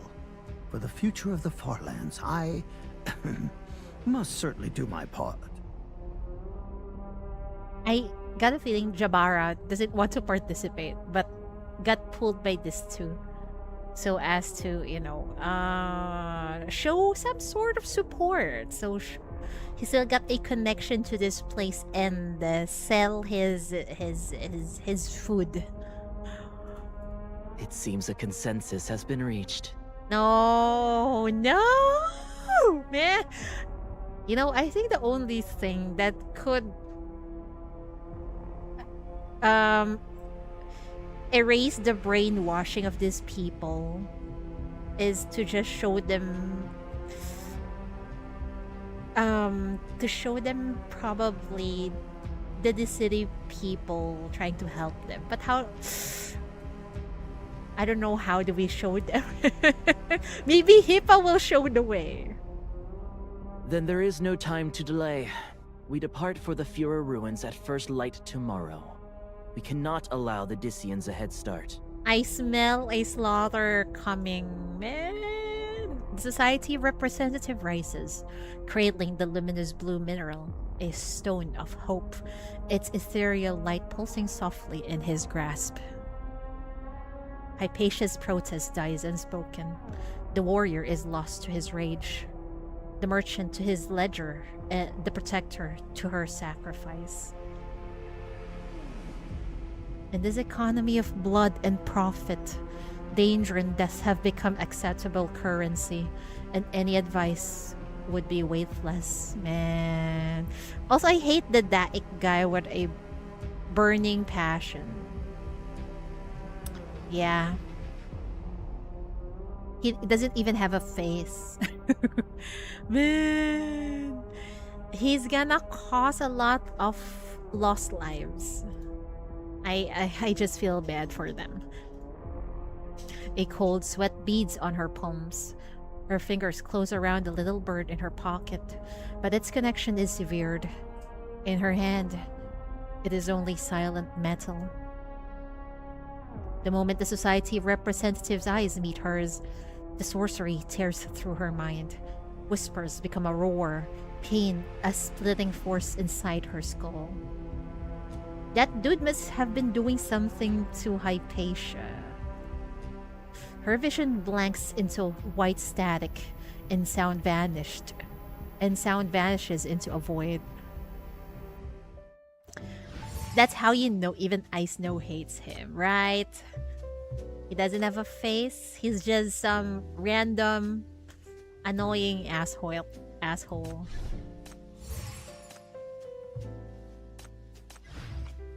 Special Agent.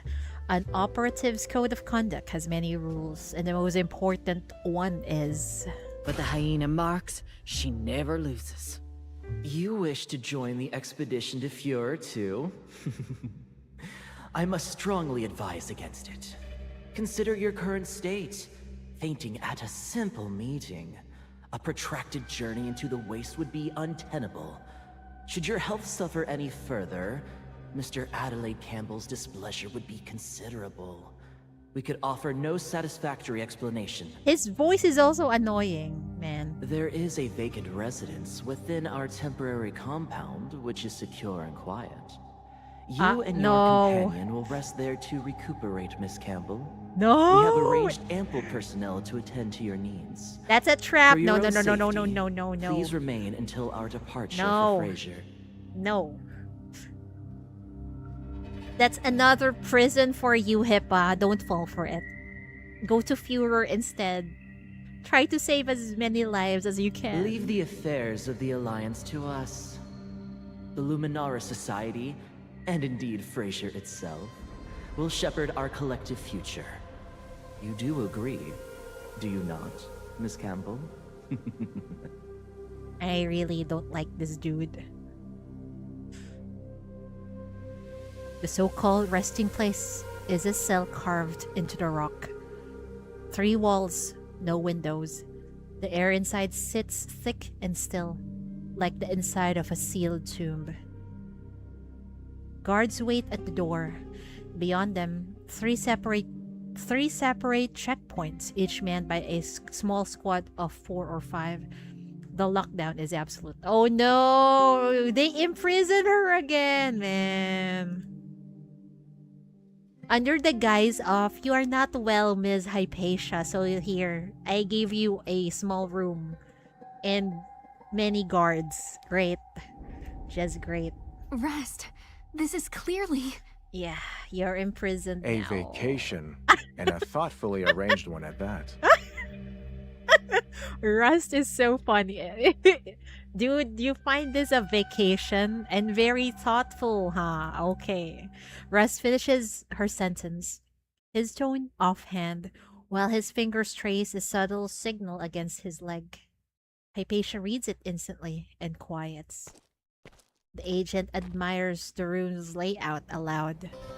Already unspooling a roll of opaque tape, he sweeps the ceiling, the underside of the table, the backs of cabinets.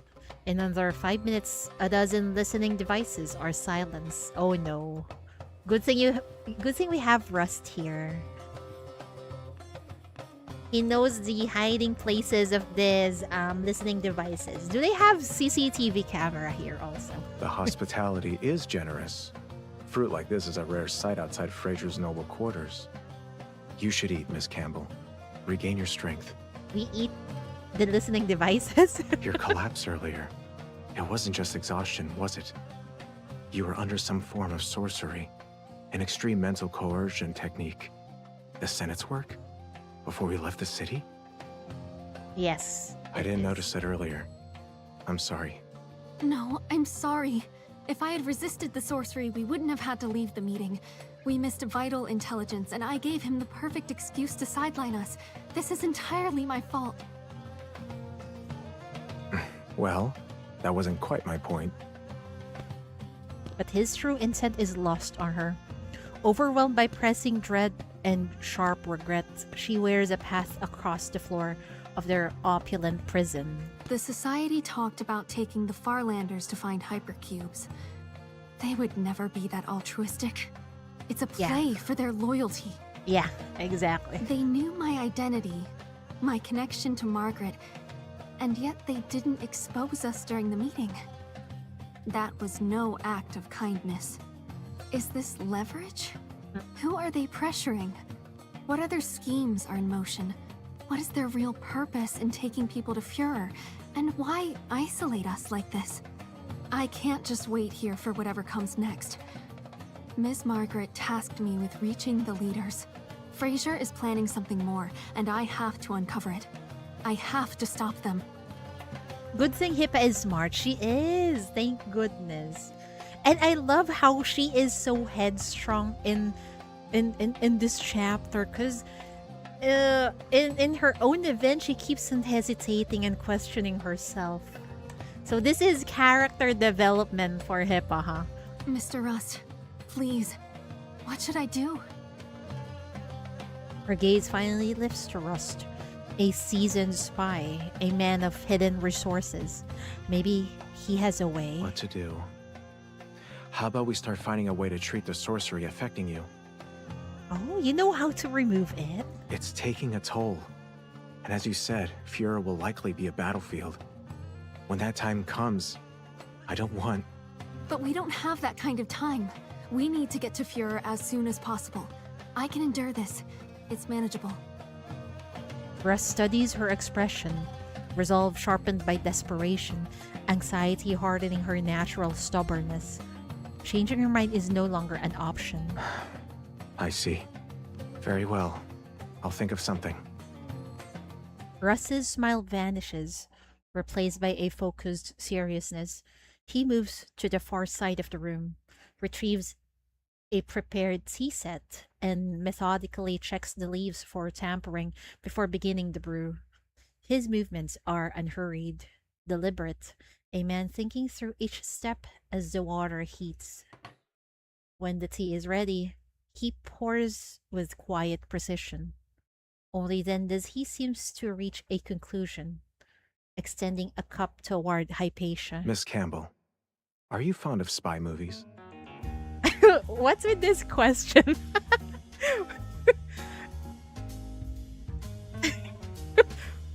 What if we are familiar with spy movies then? What are we going to do?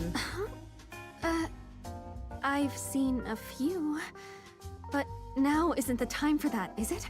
I mean... Good. That means you have some experience already. Consider this a practical exercise. You'll play the lead. What kind of logic is that? So have you seen a movie, Hippa? I mean, have you seen a spy movie, Hippa? She's seen some and like, okay, then you're already a spy. Good work. Now let's do this. Hippa is so baffled.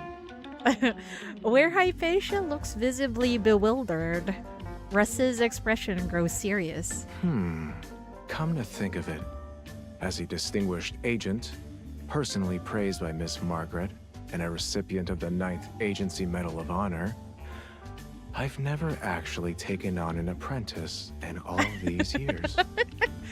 I thought Hippa is Margaret's apprentice, but apparently it's Rust, or maybe maybe it's both. Margaret and Russ's apprentice. Handsome Daddy Rust, yes. And I can't believe he's a funny guy. In all the seriousness of his appearance. He trained her to join Nice Agency. Oh. Interested in being the first, Miss Campbell? Or may I call you Hypatia?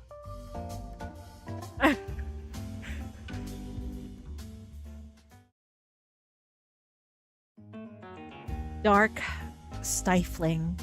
Time congeals in the cavern's depths. For hours, the guard has listened in vain, ears straining for any useful sound. At last, a yawn cracks his composure. Then a cold numbness at the base of his skull, followed by a jolt of white-hot pain.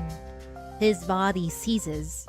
Before he can turn, darkness swallows him, and he slumps to the stone floor. Rust materializes from the shadows, drags the guard into deeper blackness, and looks up. Overhead, the cavern branches into a network of winding passages, intricate as veins threading through the mountain's flesh. Where is Chief? In the city. Chief is in the city. This is in a faraway land right now. He angles his body, slips through a narrow split in the rock, and takes out a small Aurum Secretum figurine. A pause. Then his finger worked the metal, bending it into a unnatural, deliberate shape. Shh. Hypatia receives the figurine's signal. In Russ's hand, his own piece bends automatically into an okay gesture in reply. A sight he finds quietly amusing. They meet in a narrow cave tunnel, moving single file through the winding stone, guided by faint drafts of air. The path is treacherous in the dark, forcing Hypatia to stay close on Russ's heels, her steps cautious. After circling the perimeter, however, they find the residence far more guarded than expected. The main entrance is sealed tight. All the exits are blocked, and guards are posted. What do we do? Don't they have vents in here? Then we find a key. Agent's rule number 1. Every lock, every cage, every puzzle has one thing that opens it. That kind of rule only exists in movies. Her aristocratic decorum keeps the rebuke silent. Instead, she quietly directs her word toward her newly acquired master. But how do we find it? Time is short. The mechanisms blocking the door aren't ordinary locks. They're integrated with Aurum Secretum sorcery. That means the corresponding keys won't be physical, but coded with a specific Aurum Secretum signature. You handled them quite deftly when you captured me. You still have those little tools. Yes, Tony Stark of Aurum Secretum. They just used Tony Stark here. How many movies have you watched, Rasta? Hypatia nearly chokes at his remark. I see. Any inhabited space needs ventilation. This Aurum Secretum spider can navigate narrow ducts and relay sound back. It should help us identify what we're dealing with. The Aurum Secretum figurine in her hand shifts form, reshaping into a spider that vanishes into the ventilation duct. It scuttles through the narrow passages and returns to her palm moments later. She looks up and signals to him in a hushed code. Found it. The key is in the third room below, on one of the people inside. Russ replies with a silent thumbs up. I cannot take Russ seriously, man. Have your little friend shadow them and find an opening to retrieve it. Hypatia nods. And Hypatia is a very diligent student. Hypatia nods. The Aurum Secretum spider lowers itself into the vent on a silken thread, hovering just above the guards' heads. Everything is prepared. Now, they wait. Then, from inside a room, a conversation reaches Hypatia's ears, clear and unguarded. These Farlanders are so damn easy to bait. Mention hypercubes and their eyes go wide like greedy kids at a candy stall. They're just backwater hicks after all. Hey, you locked up, right? Locked and loaded. Let's get out of this dump already. Slumming it out here is torture. Just looking at these locals makes my skin crawl. Oh, and get this. Yesterday, some little beggar kid came running up.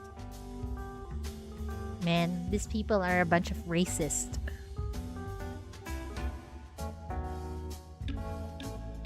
Their words grow more brazen, more insulting. Hypatia's expression tightens, disapproval etched clearly across her face. Arrogant, despicable, shameful. She bites down on the fury, forces her hand to still. She must endure this. From beside her, Russ watches her reaction. A faint smile touches his lips as he taps the ground lightly, pulling her focus back to him. Rule number 2. Strike when the opportunity presents itself. Punishing the wicked never requires hesitation. But isn't this supposed to be a covert operation? Oh wait, this is Hypatia. But isn't this supposed to be a covert operation? What if we alert the other guards? Agents work under tremendous pressure with highly strung nerves. Appropriate release is essential for maintaining mental and physical well-being. As for your concern about word getting out, if it can't leave this building, then it's not really a leak, is it? The legendary agent gestures with a hand. Tucked in his palm are several neatly severed communication cables. Just clipped them on my way past. These are all the lines. Those poor guards can't reach anyone outside now. Wow. He's good. Then what was the point of all that careful, nerve-wracking stealth? Are we really shooting a scene? I don't know, maybe Russ just finds you entertaining, Hippa. But before Hypatia can voice a word of protest, the agent, ever meticulous, is a drawn bowstring, his full intent aimed and ready to lose. Get ready. Here comes the action sequence climax. The lights in the room go out. Fuck! Another power outage. What a shithole. Now you can beat these people to a pulp. Wait, this is an attack? Look out! Ah! In one fluid motion, Russ tears the air vent open and drops into the room. He lands squarely on one researcher's bald head, then spins, driving a hand strike into the neck of another. Seizing a flash from a nearby table, he angles its beam back up toward the opening. Rule number 3. Never waste a spotlight moment. Your turn, Agent Campbell. They are so freaking cool. Lit from below by the flashlight's spotlight, Hypatia descends from the opening. Why does Hippa need a spotlight, man? This mission impossible? I will complete it. I know how many movie reference are we going here? I mean, how many movie references are you going to put in here? Yes.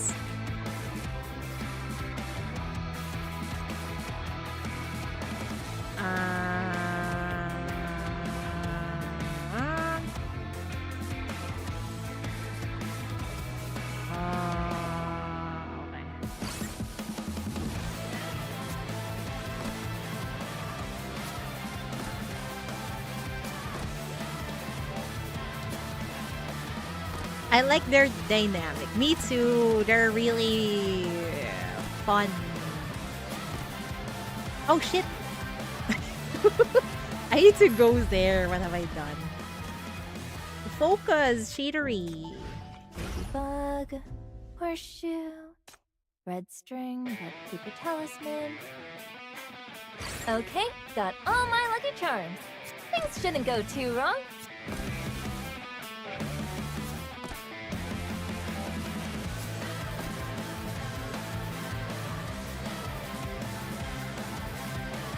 Where's this dude going again? I forgot.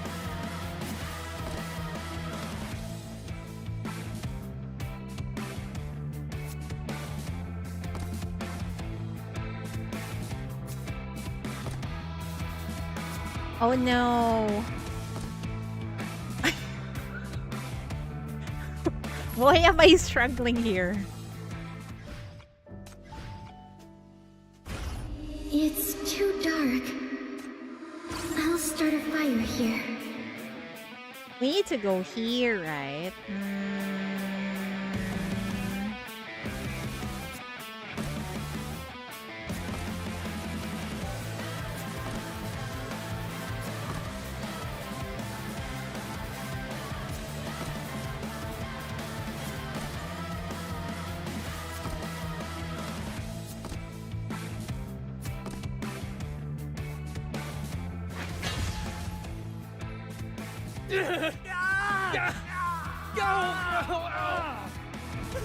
Just take the key! Don't hit me! Stop! I was wrong! I promised not to say anything! I'll donate to refugees tomorrow and support the Farlands! Teach them their lessons, Hippa! You go, girl! Aurum secretum gadgets shriek and scatter across the room. Researchers sob and crawl, pleading as they flee. With Russ cutting through the close quarters and Hypatia unleashing Aurum secretum from a distance, every guard sent their way is swiftly dismantled. For the first time, Hypatia feels a raw electric thrill. All her pent-up restraint shatters. She's free to unleash everything she's held back. No propriety, no decorum, just pure, satisfying payback. You go, girl! Finally, she draws out a small, untested Aurum secretum explosive of her own design. Since the invention, she has been waiting for the deployment opportunity. Cradling it in her palms, she twists the ring, feels the mechanism hum to life, and as the countdown bleeds its final second, hurls it. Blast them all! I'm glad Hippa is enjoying herself, but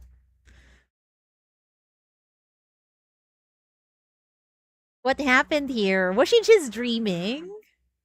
The ship bucks violently, slamming Hypatia against her seat and tearing her from sleep. Outside, night has swallowed the white sands.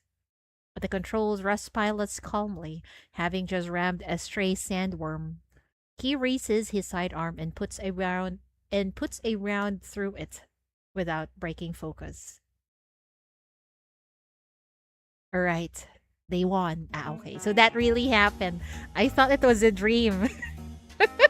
Because it feels so ridiculous. Right, they won.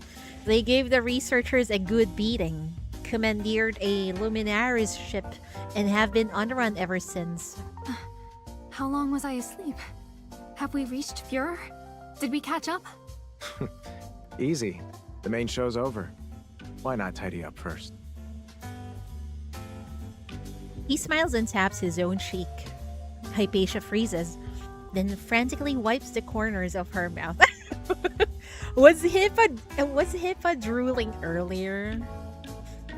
Had she overslept? Displayed some undignified habit in plain sight? Surely she hadn't drooled or lost her composure. Such things are unthinkable in the Campbell household. It's fine. Outside here, you are not Campbell. You are not a noble. The young noble lady's hands move in a flurry, only to pause as her fingers trace her own expression. Her cheeks feel tight. The corner of her mouth are lifted. She's smiling. That chaotic escape had followed her into sleep and returned with her to waking, bringing back a smile she had long forgotten. I'm so happy for her. She's finally enjoying herself. Seems She's you had a good acting dream. like her age. I did. Thank you. Don't mention it. We help each other out. I got myself an apprentice and scratched that spycraft itch. I had fun too. Well, I'm glad both have fun. An agent's duty is to uphold justice from the shadows. Isn't that how it goes? Ah, this is so wholesome. Rust watches, quietly satisfied, as the rigidity of a Campbell child fractures and gives way to Hypatia's unguarded, luminous laughing face. That's more like it. The nighttime is ink dark, stars gleaming like scattered silver. The sand ship cuts through the wind, carving two ship trails in its wake.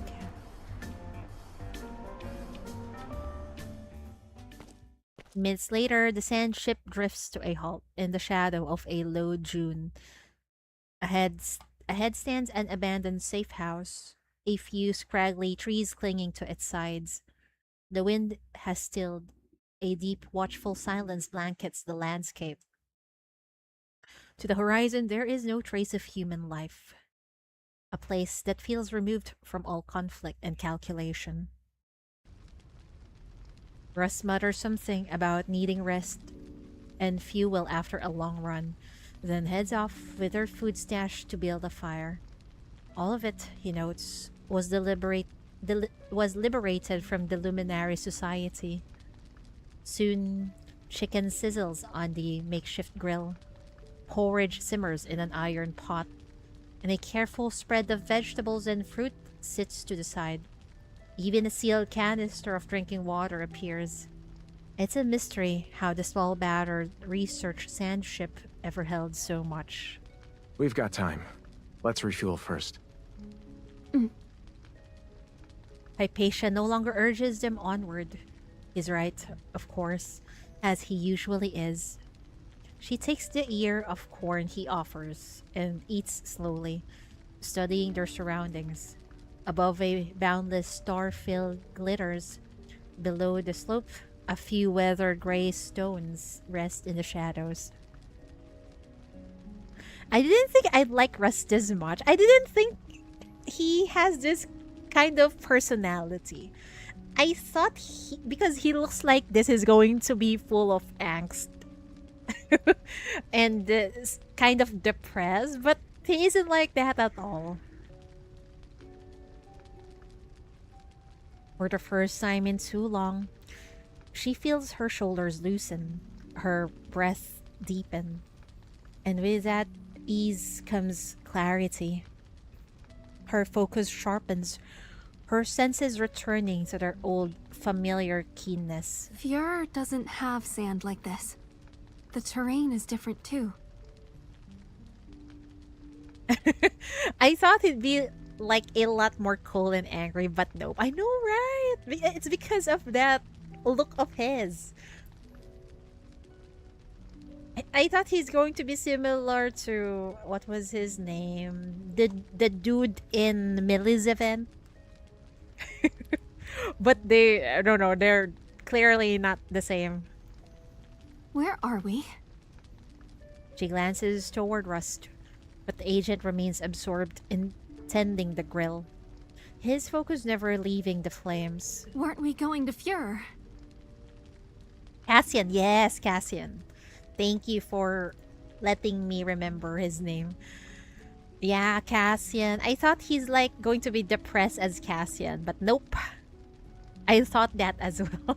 They have a similar design, I think. Or maybe it's because of the dark hair. What's waiting there will be brutal. Listen to your master. Eat first, then move. And after that? Where are you taking me? The words catch in her throat, thick and bitter. Speaking feels like swallowing glass. It is Fjord, isn't it? You will take me there, won't you, sir? I have to go. The agent finally looks up from the fire. His gaze meets hers, and the silence between them is gentle, almost kind. But Hypatia already knows the answer. He hasn't spoken, and it isn't gentle at all. You're strong, Hypatia. But the battlefield ahead consumes everyone who steps onto it. So, it's time I send you away from here. Aww. Russ probably does not want Hippo to see so much bloodshed or maybe experience war. So he's trying to protect her from that tragedy. Remember, it happened to Chief, right? So it traumatized Chief so much when we read through Jasmine's interrogation. Rust does not want that for Hippa, man. He's so dad to her. I know, right? He seems to be the better dad than Hippa's own father. Wait, we haven't seen Hippa's father, right? Jasmine and Taro. Yeah, that was still so good, so memorable. I really won't forget it.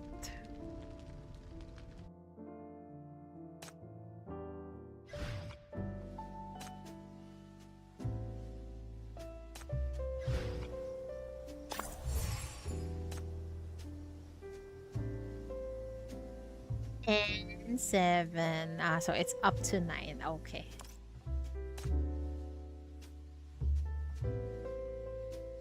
Big bro, little sis dynamic. For me, it feels like a dad and a daughter. Journey begins. The road ahead is always rough, but only by walking it yourself can you look back and find meaning in every twist and obstacle. I like The that. haze is lifted. Time to get to work.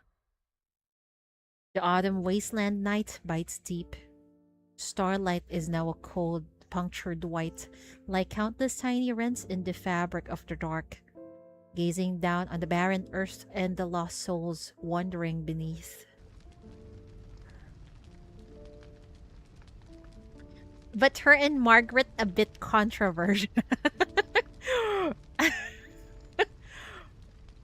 To be honest, Margaret can be a mom to her. But the problem is I'm feeling something. The way it feels like Hippa's light is Margaret, okay? Like every single time Hippa falls into despair, all she have to do is remember Margaret and she'll be fine. So it feels like something is going on between these two more than, being someone Hippa just looking up to Margaret. I don't know. Maybe that's just me, okay? That's just me. That's just my delusion, maybe. There's so much their dynamic. Like once you finish, you'll see. Okay, got it. I can't wait though. For now, there's something here. There's something happening between these two that I just cannot point out yet.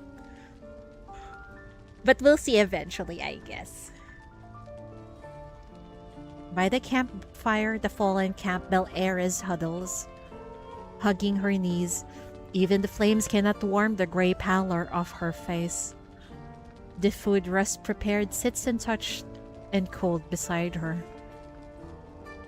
She does not blink. Her eyes are fixed on the embers as they slowly die. I won't go. I won't go anywhere except Führer. Ms. Margaret entrusted me to reach the leaders of the Farland settlements. She said Fraser is moving against everyone, that preserving peace means stopping their schemes. I must go. I think Rust knows that Margaret probably is just manipulating Hypatia's emotions. That's why he is stopping her from growing to Führer. But I think because of the guilt Hypatia is feeling right now, she is just forced to go there to resolve things, to resolve her feelings, her regrets. Yeah, no, Hippa, you need to think otherwise instead of what Margaret thinks. Exactly. Think about what you want, not what Margaret wants, honey, okay? While bearing that torturous sorcery. You promised her you would help me. I will. But I only make choices by my own judgment. And she knows that. Take note of that, Hippa. He says, I only make choices by my own judgment. Listen to your dad. Listen to Rust. Listen to Rust. calm the fuck down. Don't get manipulated by anyone, girl. Yeah, louder, Rust. That's why it's toxic and they call Margaret a groomer, because Margaret basically brainwashed her into thinking whatever Margaret thinks is correct choice. Yeah. It's probably because, I don't know, she likes what Margaret is saying to her and how she consoles her, but isn't just a form of manipulation, right? Rust, please teach your daughter. Just listen to yourself, not others. Girl, wake up. Are you gonna have another Christina Shalom dynamic? It's close. Probably, yeah. Her emotions clot in her throat before she can voice them. Russ's resolve is unyielding, and Hypatia, against her own will, trust it. It's that very trust that now saturates her with a sorrow that feels ancient and absolute. Do you judge me a burden? No. Because I can't withstand the Luminaris Society's sorcery. Because He just doesn't want you. He doesn't want you to get manipulated by Margaret or anyone. It's milder than whatever Shalom did to Christina. That was nasty. The one Shalom did to Christina, man. Poor her. Poor Christina. Poor girl.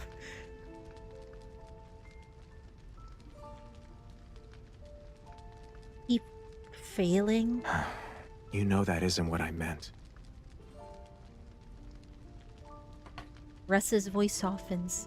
He sets the still warm cup of tea in her hands, taking her cold plate away. He then feeds more charcoal to the fire and watches, silent, as the embers fight to catch. Only when the flames lift and steady does he seems to find his words. I share Madame Margaret's high regard for you. The peace you have envisioned together is truly moving. I admire everything you've both done. But she is, after all, this city's peace ambassador. However deep your friendship runs, Margaret holds an unshakable position. And trust me, that position does not align with yours. Yeah, you gotta understand everyone has their own motive. Please, Hippa, listen to Ross, please. We beg of you. Love you, Shalom, but... we love Shalom, but the sussy ladies is our weakness, right?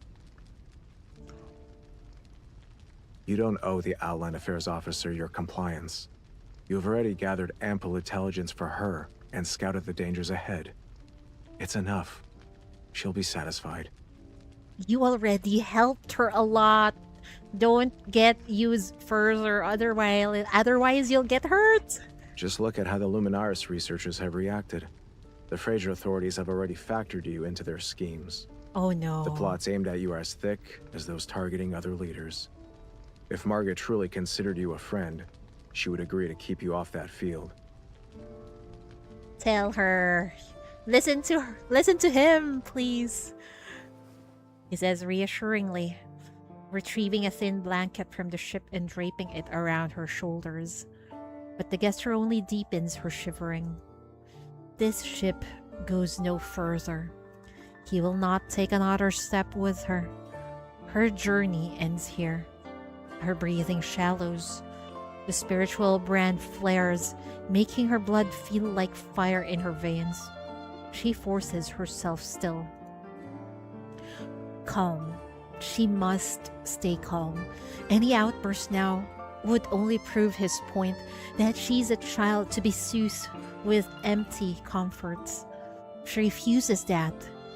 The road ahead is a war for adults, and if she wants to walk it, she must first earn her place. It isn't only for Ms. Margaret. This is my own judgment.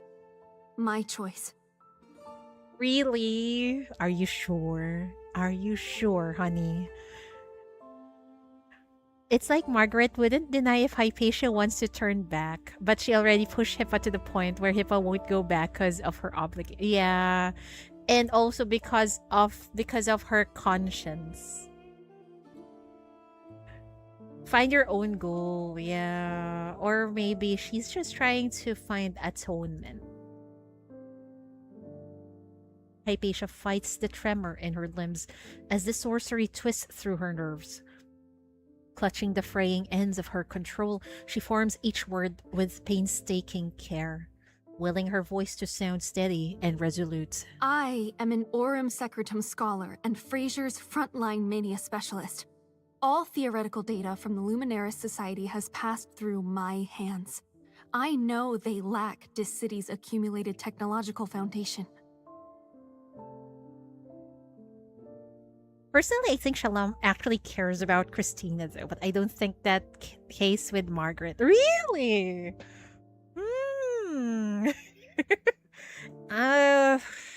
Shalom is also a cunning one.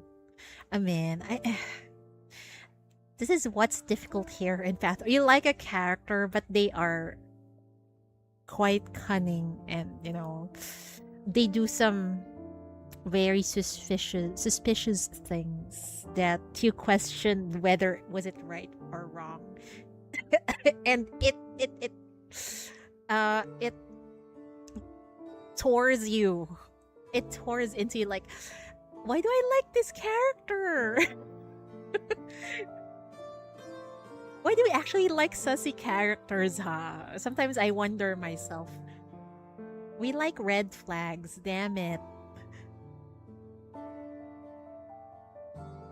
Fraser cannot purge the remnants of BR-005. Even if a mine emerges from the ruins, it'll be nothing but a contaminated death trap. Human bait laced with hypercubes.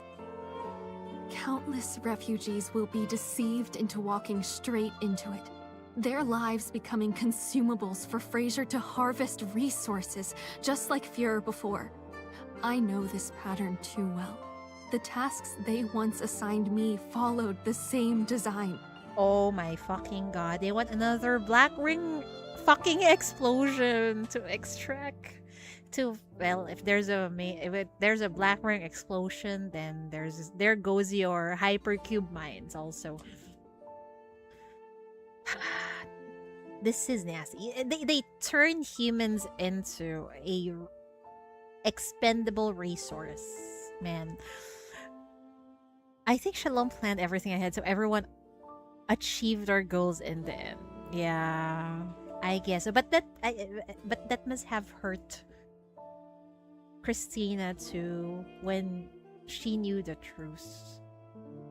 Well, things are just freaking complicated, man. My city-state incites despair and hatred to control refugees. The society I served uses truth to deceive believers. My research has been complicit in these crimes. Every comfort of my life has been built upon the suffering of others. And then, my brother. She fights to stay steady, but at the mention of him, a tremor escapes her control.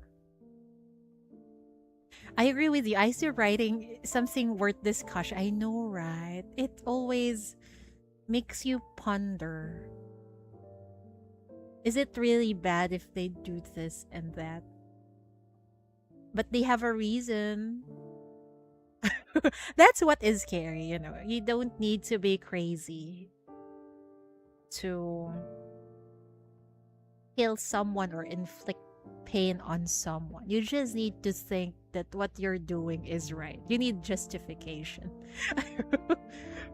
Man, I don't know. Sometimes you are just up at night thinking about, man, what would be the right path for example, for the chief to ease all the suffering in the world of Path to Nowhere. It just cannot, right? You just save whatever you can.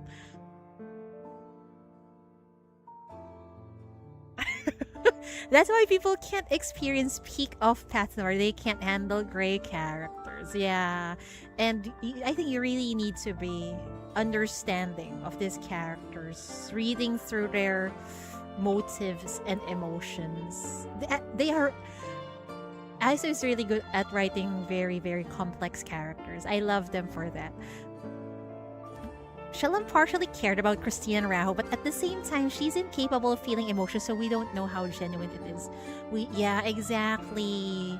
Her emotions was locked up, right, by Paradisos. So I think it might be calculated, but who knows? Maybe some emotions have managed to wiggle its way to Shalom's heart that Paradisos just cannot control by themselves.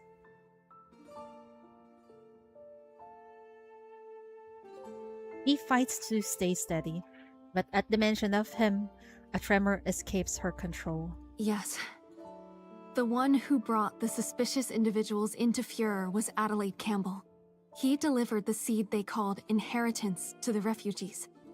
I believe you understand what that means, so you must also know what he has done. He is my brother. He led me out of the Campbell household, introduced me to experimental research, and opened doors for me. He was once so close to me.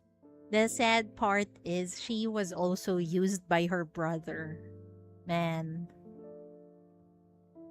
Margaret, on the other hand, feels it and gives genuine reward instead of just acting like she cares. She does care, but also make sure that she's achieving her mainstream goal.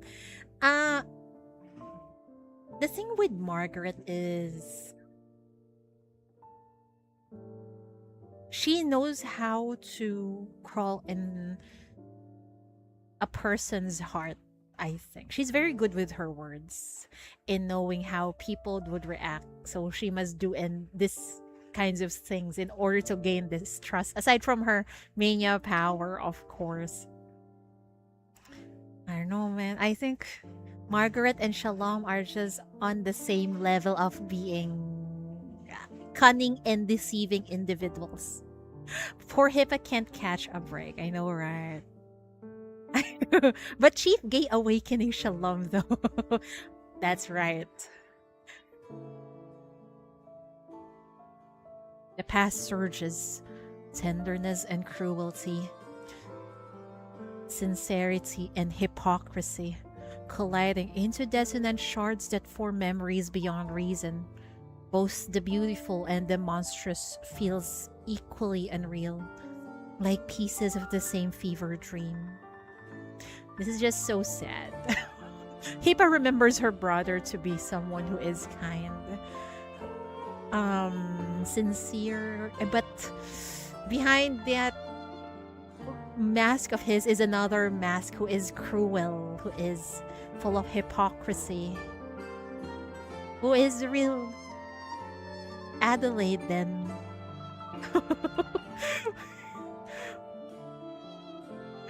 Oh, Margaret, she keeps doing this again and again, so Hippa, please, he's far too gone. He's far too gone. But he is still technically family, so I think Hippa does not want to lose that connection with him. Maybe he is, when they were younger, he is actually a kind person. Who knows? But things happen, the world happens, and they turned out like this. The hand that once guided her so gently was also steeped in blood. They had walked so closely that she must have walked in it too, staining what she'd done, but staining what she'd once believed was a path of light. You were also deceived, honey. But at least you know the truth now, although it's a painful truth. Yeah, the truth is always fucking He was that painful. close to me. All of it happened where I could see. I understand what was done. Some things, I must do them myself. Ms. Margaret, Hela, Yokna, Rael, Jabara. And all the people of Furor. They're waiting. I have to go. This time, I must make it in time. This is my inescapable responsibility. She tries to speak, but her voice fails. A gust of wind tears her words away, burying them under the snap and rustle of the weather tarpaulin along the hull. Rust watches her closely. The young scholar's pupils tremble, her lips pale. It's hard to tell whether the sorcery is strangling her reason, or if her own obsessive fixation is feeding the torment planted inside her. I don't know either, Rust. Responsibility. He turns his gaze to the fire flickering against the dark. The responsibility to prevent tragedy. Being accountable to others. The flames got her, but he doesn't feed them this time. He only watches, his expression cooling with the embers until it matches the night's chill. How far does that responsibility extend? Huh? When his gaze finds her again, there is no trace of the earlier kindness left in it. Will you challenge Fraser, toppling political alliances they've nurtured for decades? Or will you hunt the undergrounders, rooting out sewer rats even the Ninth Agency couldn't catch? It's like Russ is asking then how you want to be responsible for their lives, right? But how would you do it? Would you topple a government? Or would you hunt the underground people? Would you side with the city? What is your path, girl? How far are you willing to go? And what price are you prepared to pay? Is it responsibility driving you to this? Or guilt? Do you truly wish to stop a conspiracy? Or are you trying to atone for the past? Or guilt. I think it's guilt. Or maybe she just covers it with responsibility, but it's actually guilt. I wrote to Empress HIPAA edition. Or perhaps all that matters is that you suffer, treating this as your personal penance? That is also possible. This is her form of atonement, perhaps. So what's your answer, HIPAA? The protest rises, but she swallows it. Hypatia turns her head aside.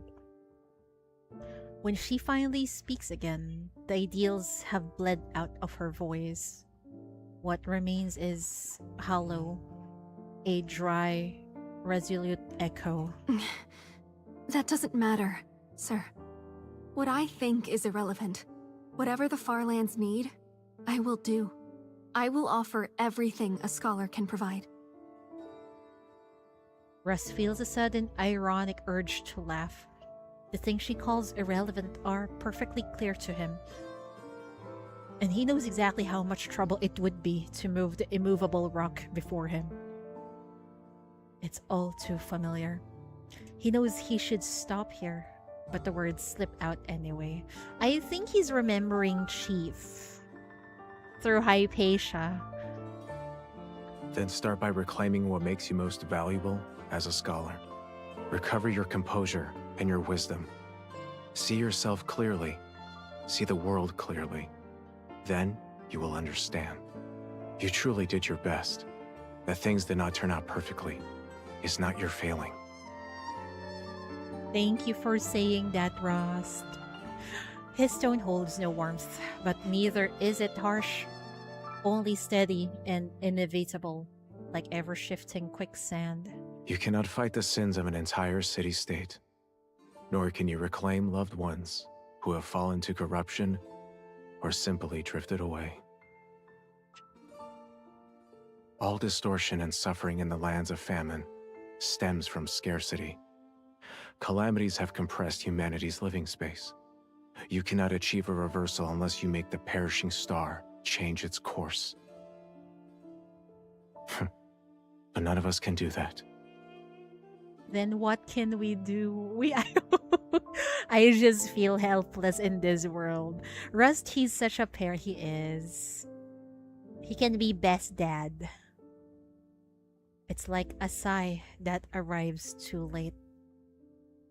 A eulogy echoing from a distance, spoken before an audience that isn't there. The black ring born from the collective will. It's the terminal illness of our age, a fate chosen by so many. You can't undo that with a hero or two. To carry the burden of others, you must first abandon the past and walk alone into the future. That is the true responsibility of a survivor, and it is no lighter than seeking death or atonement. At first, Hypatia doesn't grasp his meaning, but she notices something else. Rust is looking at her, yet through her. His gaze is fixed on something she can't see.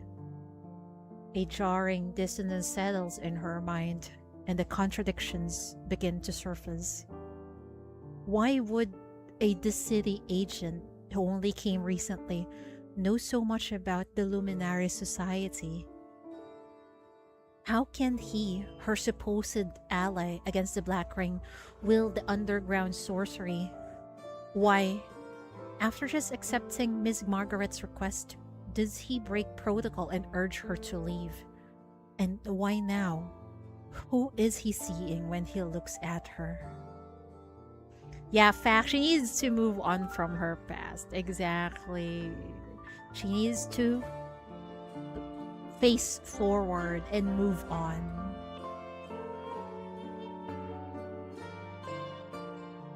The question knot together, tightening until instinct pulls one thread loose. She asks it softly. Did something happen to you in the past? Yeah, I am curious. What happened to Ross? I need Rust's backstory. Her question draws him back. His gaze clears, returning from some distant place to rest on her, present and solid. Then, at last, his familiar smile returns. Interested in my past? Yes. That'd take more than one night to tell. And fabricating stories is an agent's essential skill. Still care to hear it? I haven't done Rust in Terror. I need to look into that. We need to read through it. Also, why did he quit the 9th Agency? I was also wondering about that. Maybe he does not like how things are working inside the 9th Agency. Actually, never mind. Hey. Time's precious, and we're nearly at the appointed hour. You just teased us with your past. Why not tell us now? He's said too much. Russ's eyes flick skyward, where a violent star drifts past the zenith, the signal from his contact. All that are in the intero. Gosh, I need to read it. We need to read it. That person will be here soon. Time to finish the preparations. My friend will be here shortly to take you somewhere safe. Oh. Once you're clear of the interference, that little dub of yours should regain its strength. You'll be able to reach Margaret again. You can report to her then. The Peace Ambassador will soon step onto her own battlefield. The intelligence you've gathered will be a considerable asset. This time, you will not disappoint her expectations. Don't worry, my old colleague isn't as fragile as she might seem to you. With her methods, that Gala and Fraser will certainly achieve peace, regardless of what the organizers intended.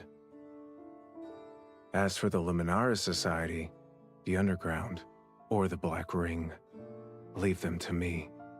They're already my prey. You just need to pick whichever show you prefer. Infiltration, espionage, assassination, or explosions. Take your pick. Resident Terror has some insane lore in it. We need to read it after these chapters, man. I will make time. I am interested in Russ's backstory. Considering it is Russ, indeed he did open up quite a bit.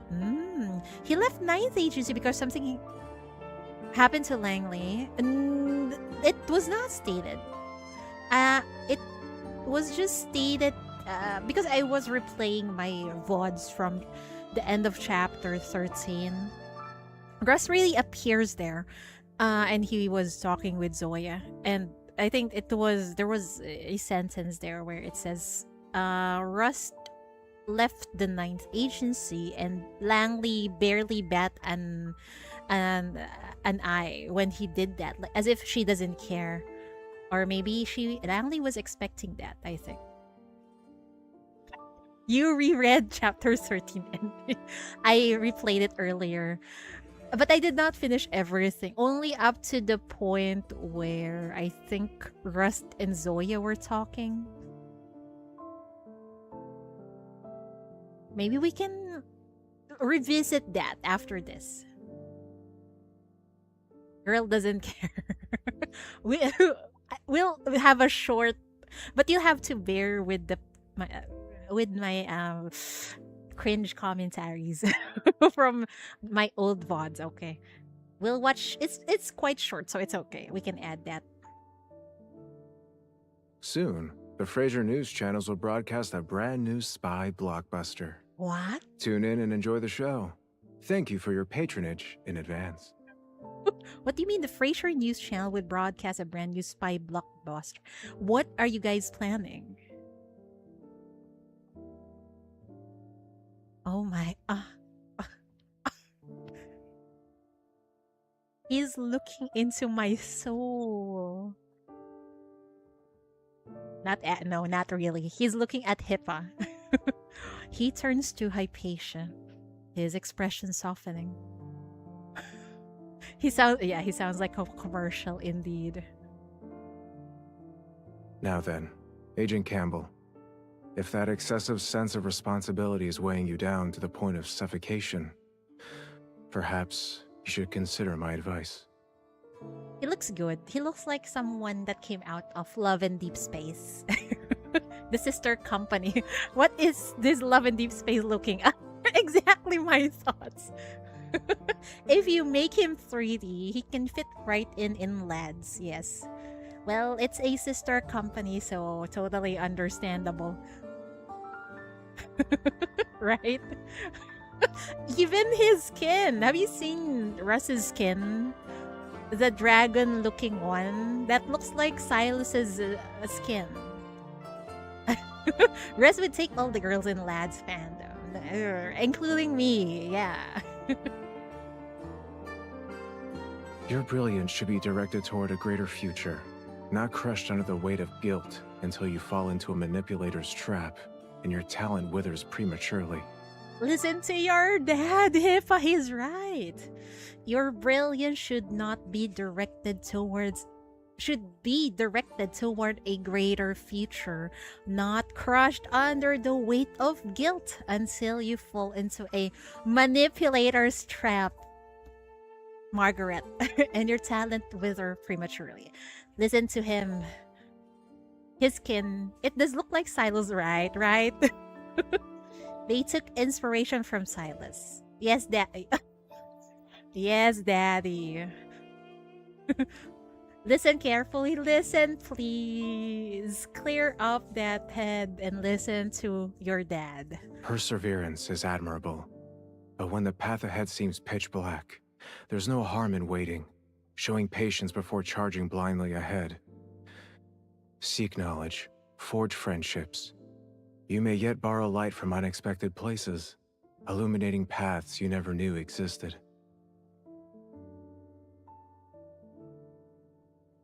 His words is oozing with wisdom.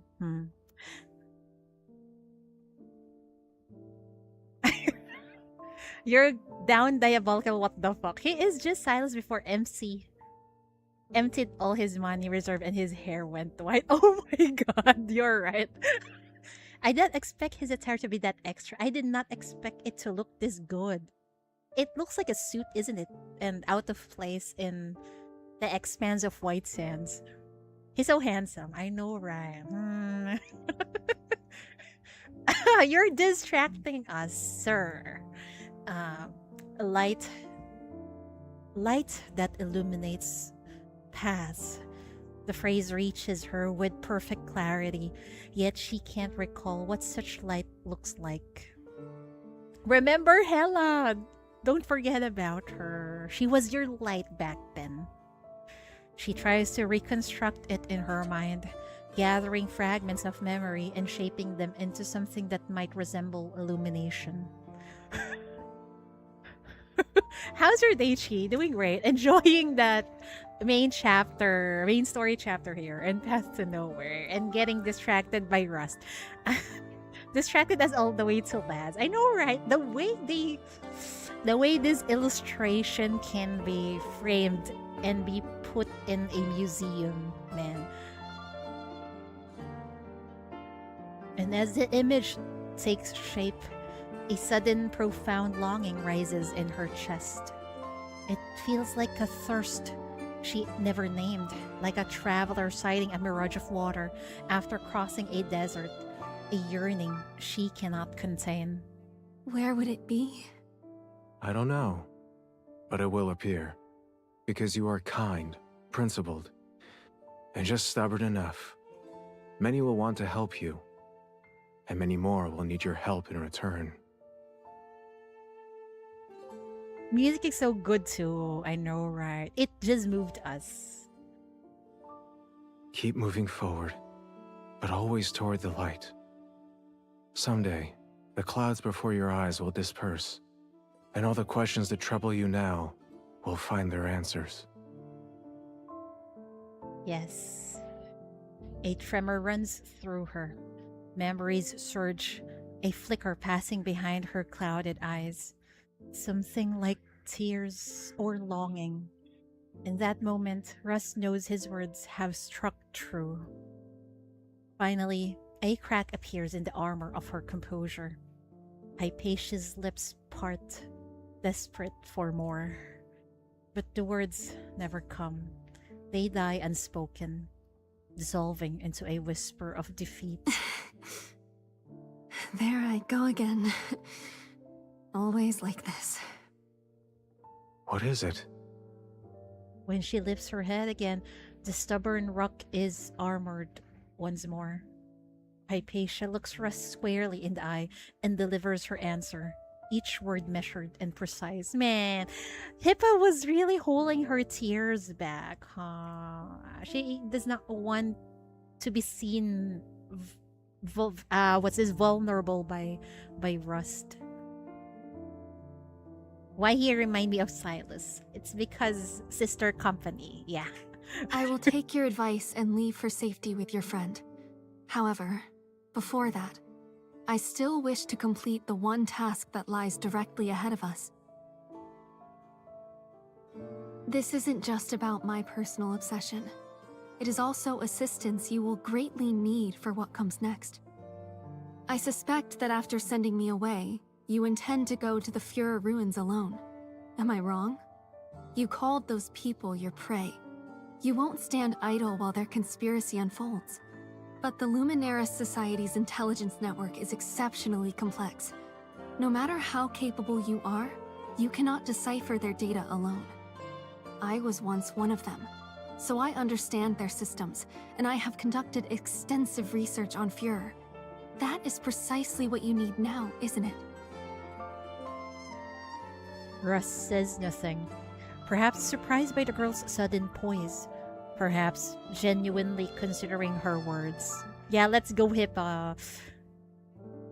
She found the path to move forward. Hypatia uses the silence. She stands and offers a deep, formal bow. I apologize. I know I have been stubborn. I've caused you trouble throughout this journey, and now I make such a request. But before I can move forward with resolve, I must fulfill this duty. You know, Russ is so kind and understanding. It feels like he is more genuine than Margaret, I think. So far, okay. I give you my word. During the operation, I will follow every command and will not complicate matters. Once I have provided the necessary support and ensured the safety of the Farland leaders, I will leave Fraser exactly as you arrange. You may say suffering is inevitable in this land, but my intuition as a scholar tells me the moment for change has finally come. BR-005 was a devastating blow, yet it is also the hope they have waited for so long. This is the most critical juncture. That's quite ironic. A calamity have become the hope because it left behind hypercubes, man. I want to contribute too, and there are things I can do now. If my skills are insufficient for field operations, then perhaps you could instruct me, Master? I should at least qualify as a somewhat talented student, shouldn't I? After all, I did manage to capture you 3 days ago. I'm not entirely without worth. Am I? No. Have more confidence, Hippa. Please, I am asking you. Hypatia manages an uneven smile through swollen, red-rimmed eyes, and for a moment, a genuine brightness pierces the night. How cruel that such light has fallen upon this dark, desolate wasteland. Rust finally understands. He cannot move this stubborn rock alone. His gaze shifts toward the horizon. His contact hasn't arrived, but a different, fainter light glides in from the opposite direction, moving toward the plane. It's someone else. He recognizes it instantly. Not mine. Fraser pursuers, perhaps? Seems we were too engrossed in conversation and missed our window. We'll wait for the next one. He rises, calmly smothers the campfire, and calculates the distance and timing. Enough time remains. Brushing his hands clean, he turns to Hypatia. Well, now we've got plenty of extra time. Anything else you wish to do? Tell me. I'll see it through with you to the end. He's so nice, man. Thank you. I'm sorry to impose, but thank you. I will give it everything I have. All right. It's fine. I saw this coming. Russ, you are so soft on Hippa. I understand.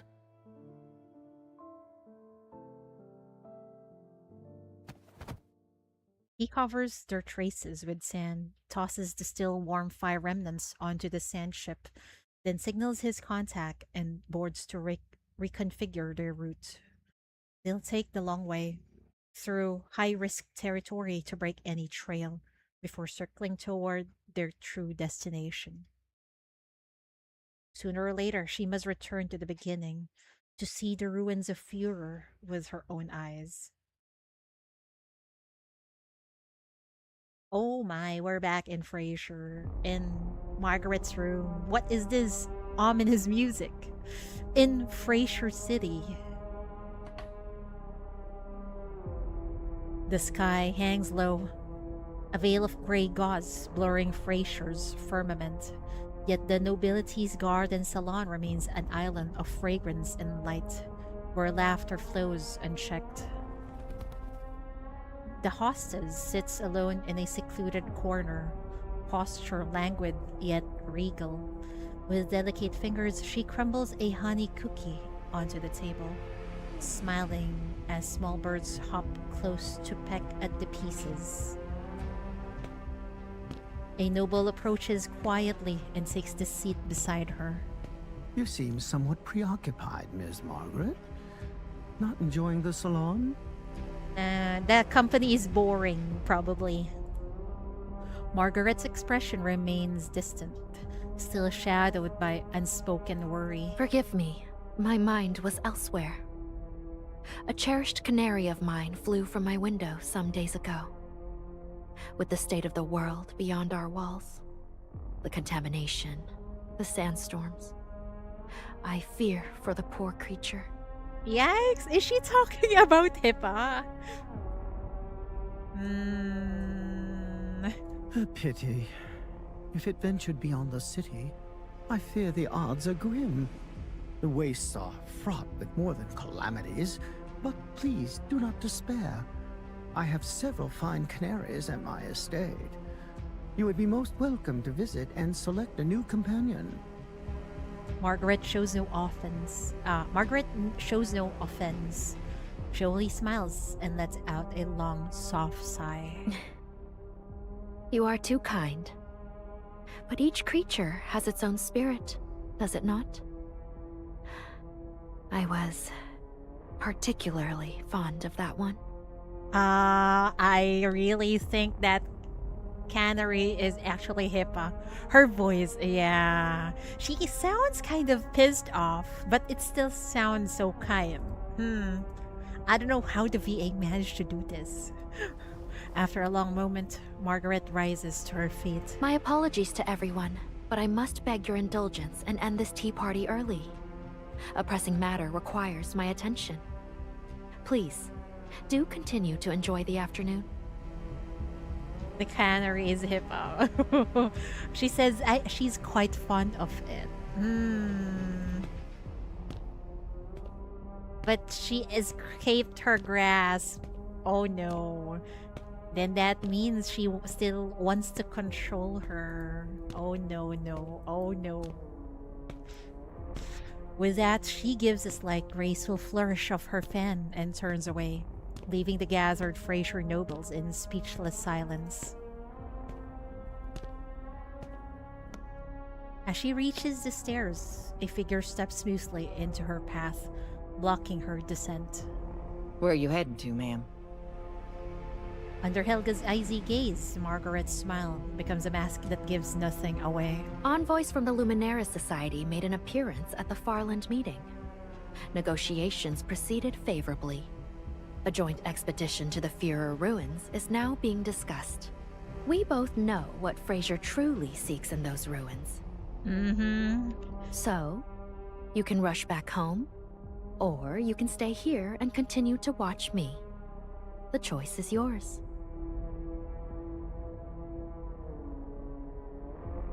Deep in White Sands, starlight washes over the white sands, blazing a landscape thick with mingled reek of rot and stagnant mire.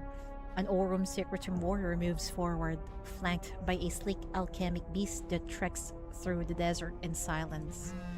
A sudden vibration cuts the silence. The warrior retrieves a communicator and sees a message from the Luminaris Society. The rat has fled Sina. Track it. Terminate it. Oh no! No, no, no, no! They're going after Hippa. Mission received. She bends down, gently stroking the alchemic beast's head. You city spy. I will kill you. I will spill your blood as an offering to my brothers and sisters. Man.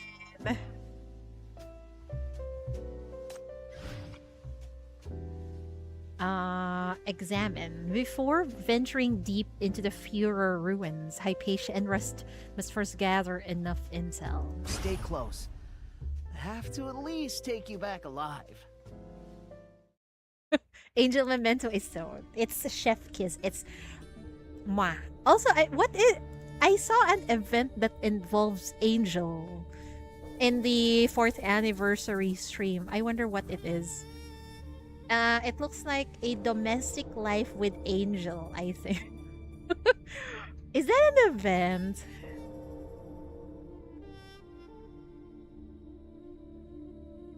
Two days later, I know, right? She's housewife Max. I think so.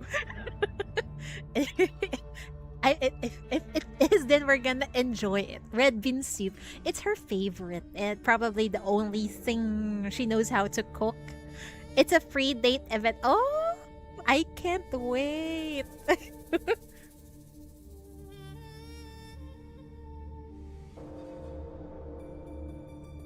She learned to cook that. It's okay. Even though we might get food poisoning, I will gladly eat it. Short story, I suppose. Man, I wish it was like an event where it's like a dating sim or something. That would be fun. 2 days later, outskirts of the Furor ruins. I still should make Valentine's event with sinners. My money is all exactly. You know what? I'm not sure if you guys, you probably don't play Nikkei, right? They got an event there. It's like a visual novel style with different routes that happened in the previews and Valentine's Day. I want something like that with our sinners here in Path to Nowhere. That would be really fun, man.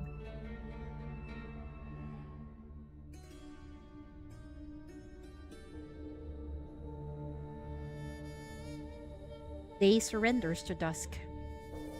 Angular structures stand as solitary sentinels on the sandy ground, their sharp edges softened by the orange-yellow wash of twilight. Ice No, take notes, please. Yes, the title of the event. Ice No, the title of the event in Nikkei is 2 times 2. What was that? 2 times 2 love. I can't remember the exact title, but it's that. Wait, let me search real quick. 2 times 2 love Nikkei event. Event. It's really 2 times 2 love story. Yeah. Ice No, please. Valentine's Day event. Okay, I hope you hear this. We can make the bad end our death. No, we can make the bad end being smothered with with our sinners, and that's fine. And then it leads to our death. Very nice, right?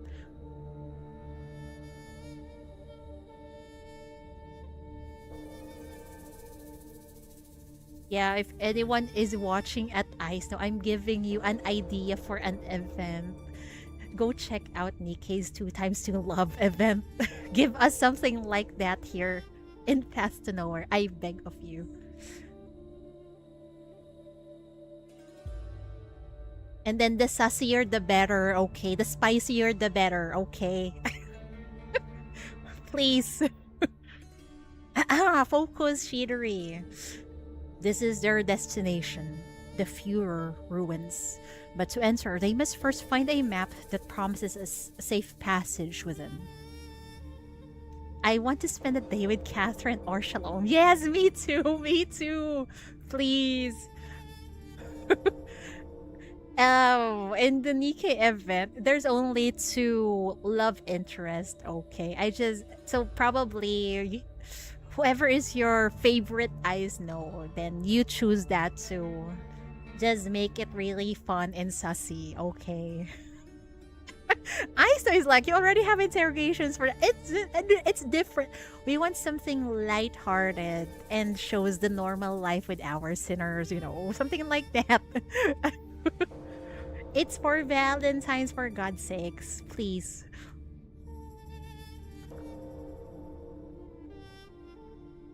According to Margaret's information, this desolate place should be the Furor expedition base, a joint the city Nirvana venture for surveying the region. Now, not a soul stirs, only dust moves, settling silently on every forgotten surface. Lighthearted, this is Path North. We need lighthearted moments, okay? Not in the whole jail thing, please. I want to give them chocolates. Yes. And also wholesome hand-holding moments. And wholesome roommate moments. Were you a comedian before? I just want something fluffy. Please. The world of Path to Nowhere is so grim and dark. Where are we now? Not a soul stirs, only dust moves, settling silently on every forgotten surface. It seems this site was abandoned days ago. Where are the people? You're asking to pet the crocodile. I'm I'm just what's this? Hopefully wishing for something relaxing. Is it that bad? Morally gray game, and we're laughing at stuff like this. Oh well, we need to see the mental hospital. I know, right? Wait. There's something wrong with our heads. Supplies intact, gear in place, but no people. Not a good sign. Stay sharp. There might be an ambush here because someone seems to want to assassinate Hippa again. The Aurum Secretum lady Understood. from earlier. Be careful! And they enter the camp. The equipment bears the clear insignias of both the city and Nirvana. Pushing deeper, the air changes, the dust thins, and evidence of violent struggle grows. Oh no. Machinery lies in shattered pieces, not just broken but pulverized with what looks like pure hatred. Rounding the corner into the main hall, they find a body slumped behind a door, and there, scrawled across the far wall in the jagged rusty brown, is a message. The city dogs, get out! These wounds, a mix of deep lacerations and blunt force impact. Yikes. Messy. Not the work of trained combatants. Could it have been refugees? Probably. I want Hilda's interrogation, like where Chief assists her to adjust on modern age. It's more like that's exactly the concept of that Nikkei event that I was talking about. There's many routes. Some leads to bad ends, bad scenarios, but some leads to a normal end, a good end, something like that. But it's more lighthearted, like a date, yeah, like that, or like a normal life inside the MBCC. Refugees don't pass over bread during a raid, just to chew on these instead. Russ points to the cluttered table where stale black bread sits forgotten. Beneath it, official reports lie scattered across the floor. Their pages, a chaotic mix of the city and Fraser languages. Then who would do this? Russ casually picks up a report from the table, flipping through pages dense with technical jargons and complex equations. Finding it indecipherable, he tosses it to the expert. No ordinary soul could parse this. Takes a particular kind of brilliant mind. Sound familiar? The Luminaris Society?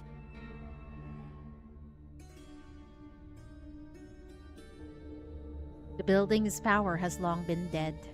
In the dim light, they can just discern the shapes of overturned tables and chairs and the hulking forms of survey equipment half shattered. On the tabletops, small, hardened remnants of abandoned mills share space with sheets of coarse craft paper, standard wrapping for farland dry provisions. I need to read Hilda interrogate. Hilda doesn't have an interrogation. Hilda's interrogation is her event.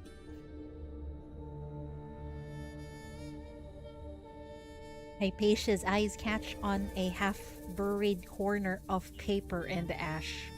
She brushes it clean, revealing a fragment of data records, its text incomplete but unmistakable. She doesn't. No.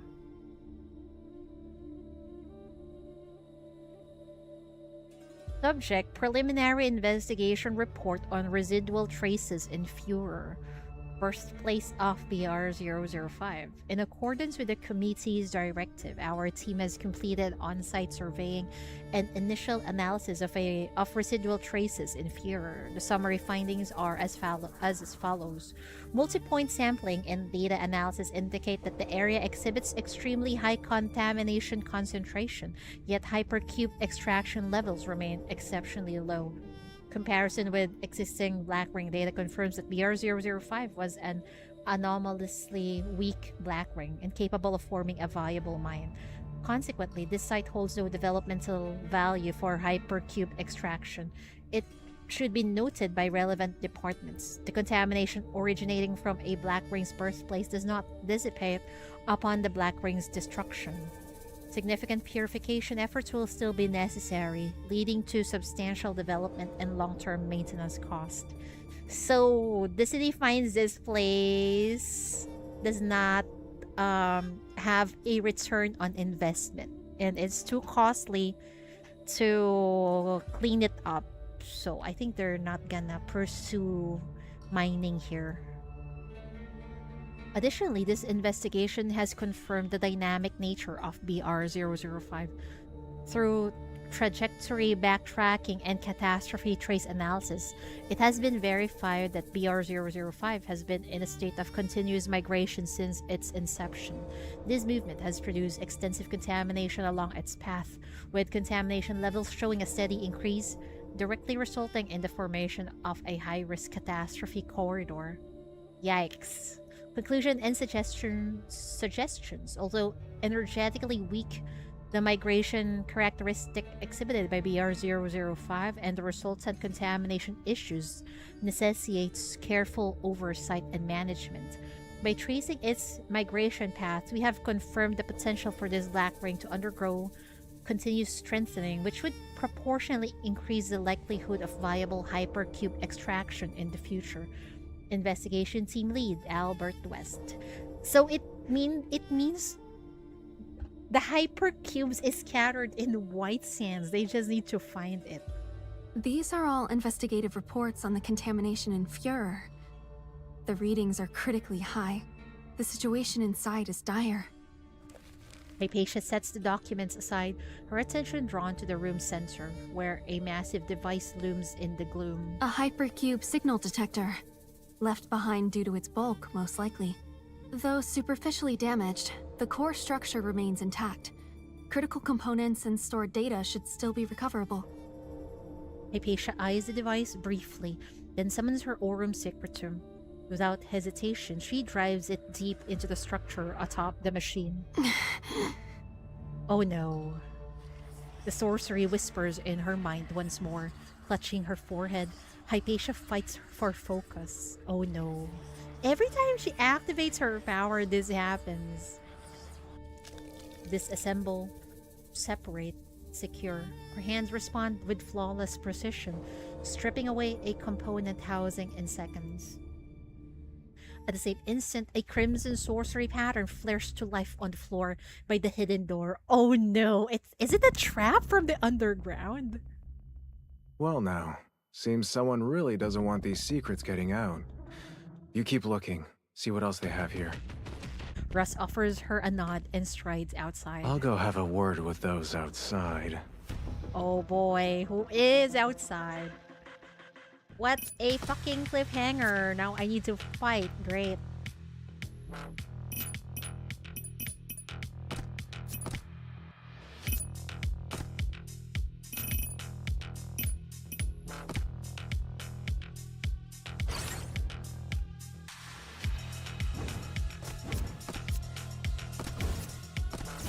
Crush them all!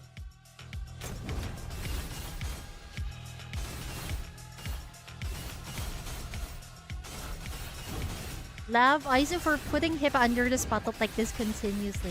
Yeah, I agree. Because it feels like her event was not enough to flesh her out, I think. Please, don't miss! Crush them all!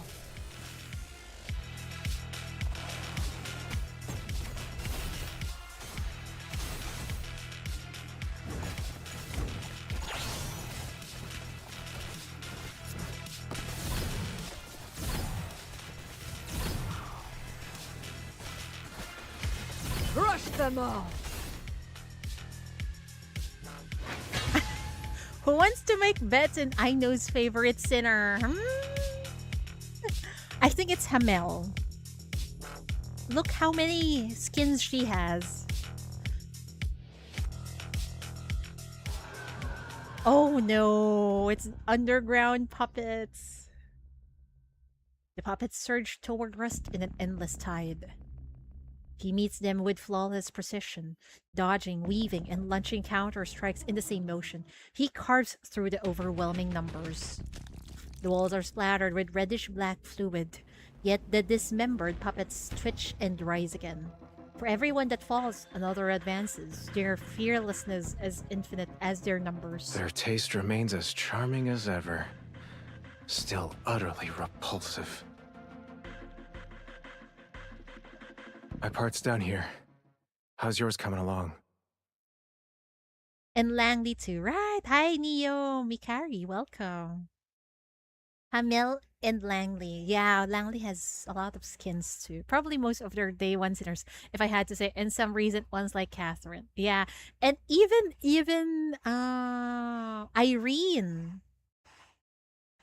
Irene is even now in the spotlight. And then they forgot about Zoya, the face of the game. When Russ returns to the hidden chamber, he stops short. The floor is a sea of chalked equations. In the center, Hypatia crouches with a grave expression, a piece of chalk still gripped in her hand. No traces. None at all. Of hypercubes in here. Their poster girl has been missing for years. Ice Snow, bring her back. I know, right? Where is your poster girl, Ice Snow? Bring her back, please. We miss her. Hypatia points to her final calculations with absolute certainty. The hypercube radiation logs show absolutely no residual signatures. That means this place is empty.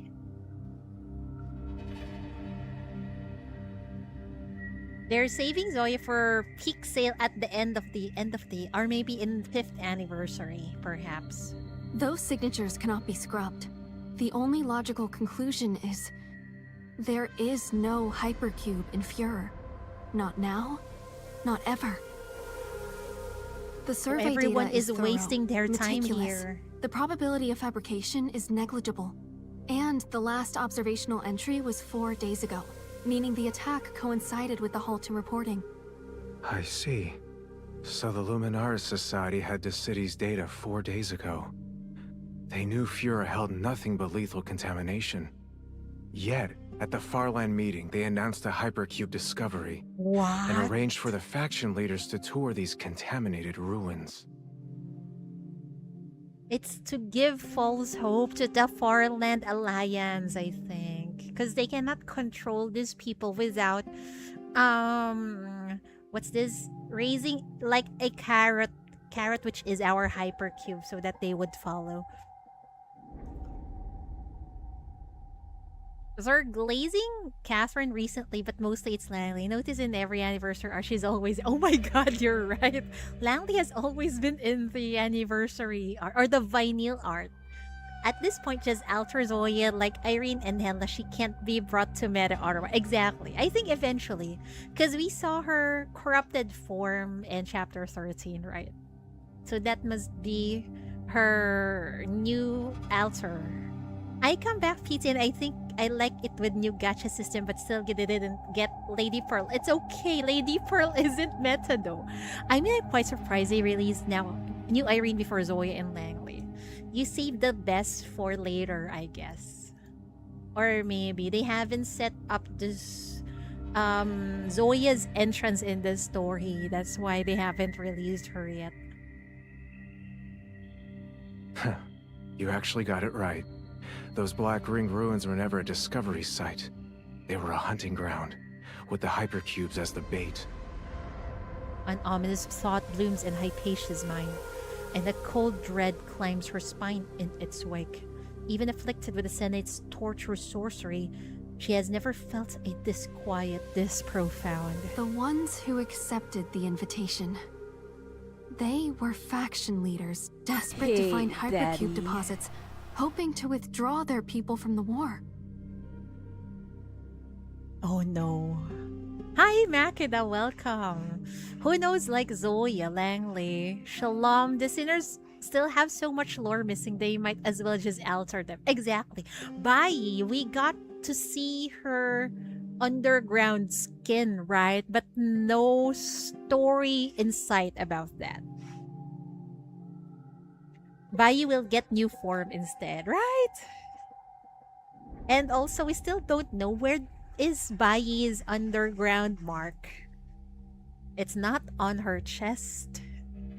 Clearly. Where is it? Is it in her ass, perhaps? Though I'm not fond of Langley at all after she played me like a fiddle after Hamel arc. Hey, she's just doing her job also.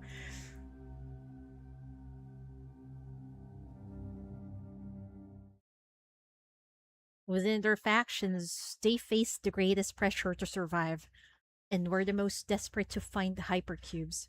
Thus, they treat the invitation with the highest priority, willing to explore personally. Clearly not on her chest. No, it's exposed and there's nothing inside. And Führer was part of the Farland territory. If they die here, no one would suspect Fraser.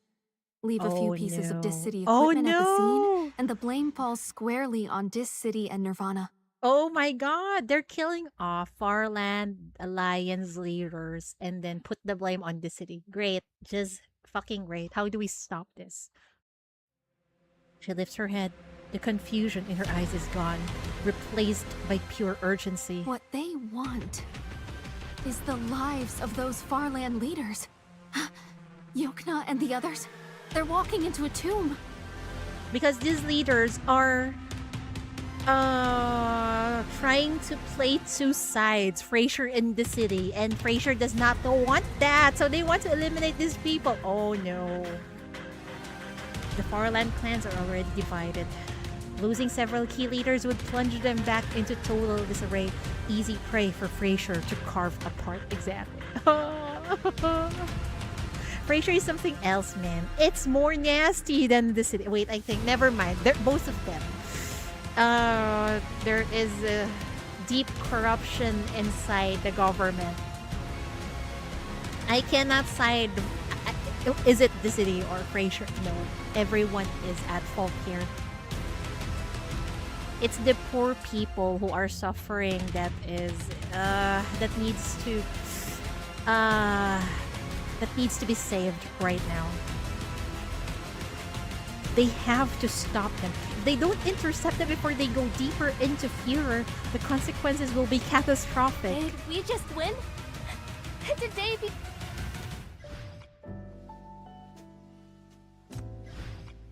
Fewer ruins. Hypatia and Rust have glimpsed the Luminary Society's sinister schemes. They plan to quietly sabotage them. Framing the city as the bad guys. I'm not gonna say that the city's hands are clean, okay. They murdered a lot of Outlanders also during the time of the Discorps, okay. Both sides have unleashed atrocities to other people. To a lot of people. So you just cannot side with one side, okay. Only reason I side with the city is because of Hot Paradise as well. Hey, Outland also got a lot of hot women, and also in Frasier. Wait, the only one we know of Frasier is actually Hippa and Adelaide, and who else? Paradise's women, manipulative, but hey, they hot. They be hot, yes. So we get easily manipulated. I mean, we get easily manipulated. Hypatia and Rust have glimpsed the Luminary Society's sinister schemes. They plan to quietly sabotage them. A good weapon is a battle-seasoned weapon, no? The modified sand ship tears along the edge of the ruins, fast as lightning. As the ruined outline looms, distant figures sharpen into view. The Luminary Society envoys, leading the Farland delegation step by cautious step into the decaying maw of the site. Oh no! Hypatia tenses to move, but Russ's hand shoots out to stop her. Paradise is full of manipulators though, but they're hot. That's the only reason we like them, I think.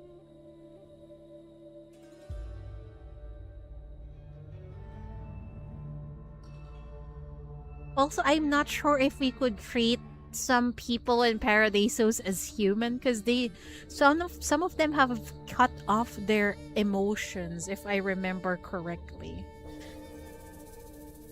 They only what's this? They don't in their decisions they don't use emotions anymore. Like the upcoming Hot Science Lady Isomer. I'd say with Nightingale just to be safe. I don't fully trust Nightingale also, to be honest. She seems to be there in the MVCC to look after the chief and probably spy on her, on what she's doing. Who does she report to? Maybe the 9th agency? I don't know. I know, right? She seems too perfect. She seems so wife that you question, really, is she really on the chief's side? She probably knows Chief when she was going berserk from way back. So I don't know. Maybe she is Chief's shackle in the MVCC. You don't trust Nightingale. She's too perfect, okay? You know how it is here. You need to be... need to have trust issues. Oh yeah, we forget about Suspect R. She clearly has crush on Chief. Let's just say, okay, sure, she has crush on Chief. Maybe that's genuine, but...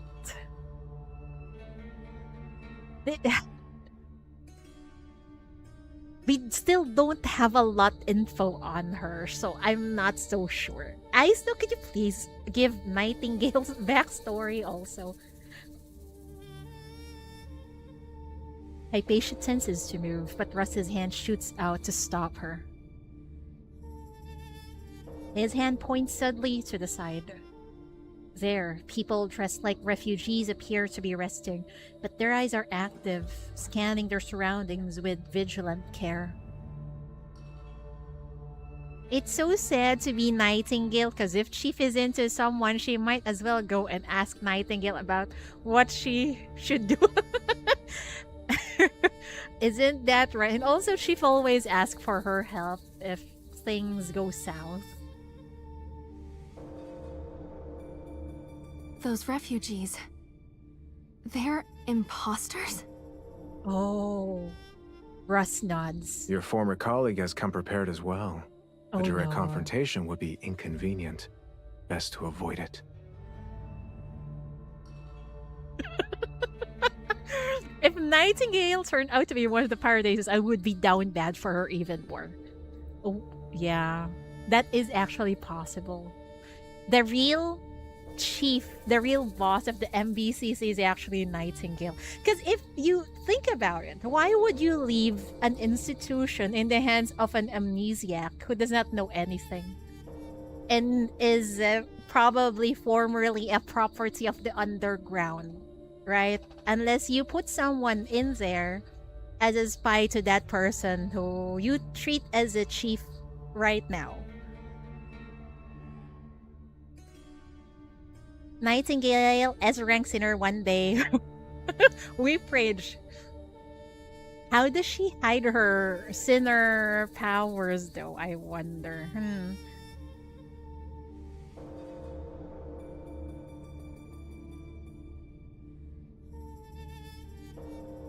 He turns toward Hypatia as he says it, and a faint involuntary smile appears.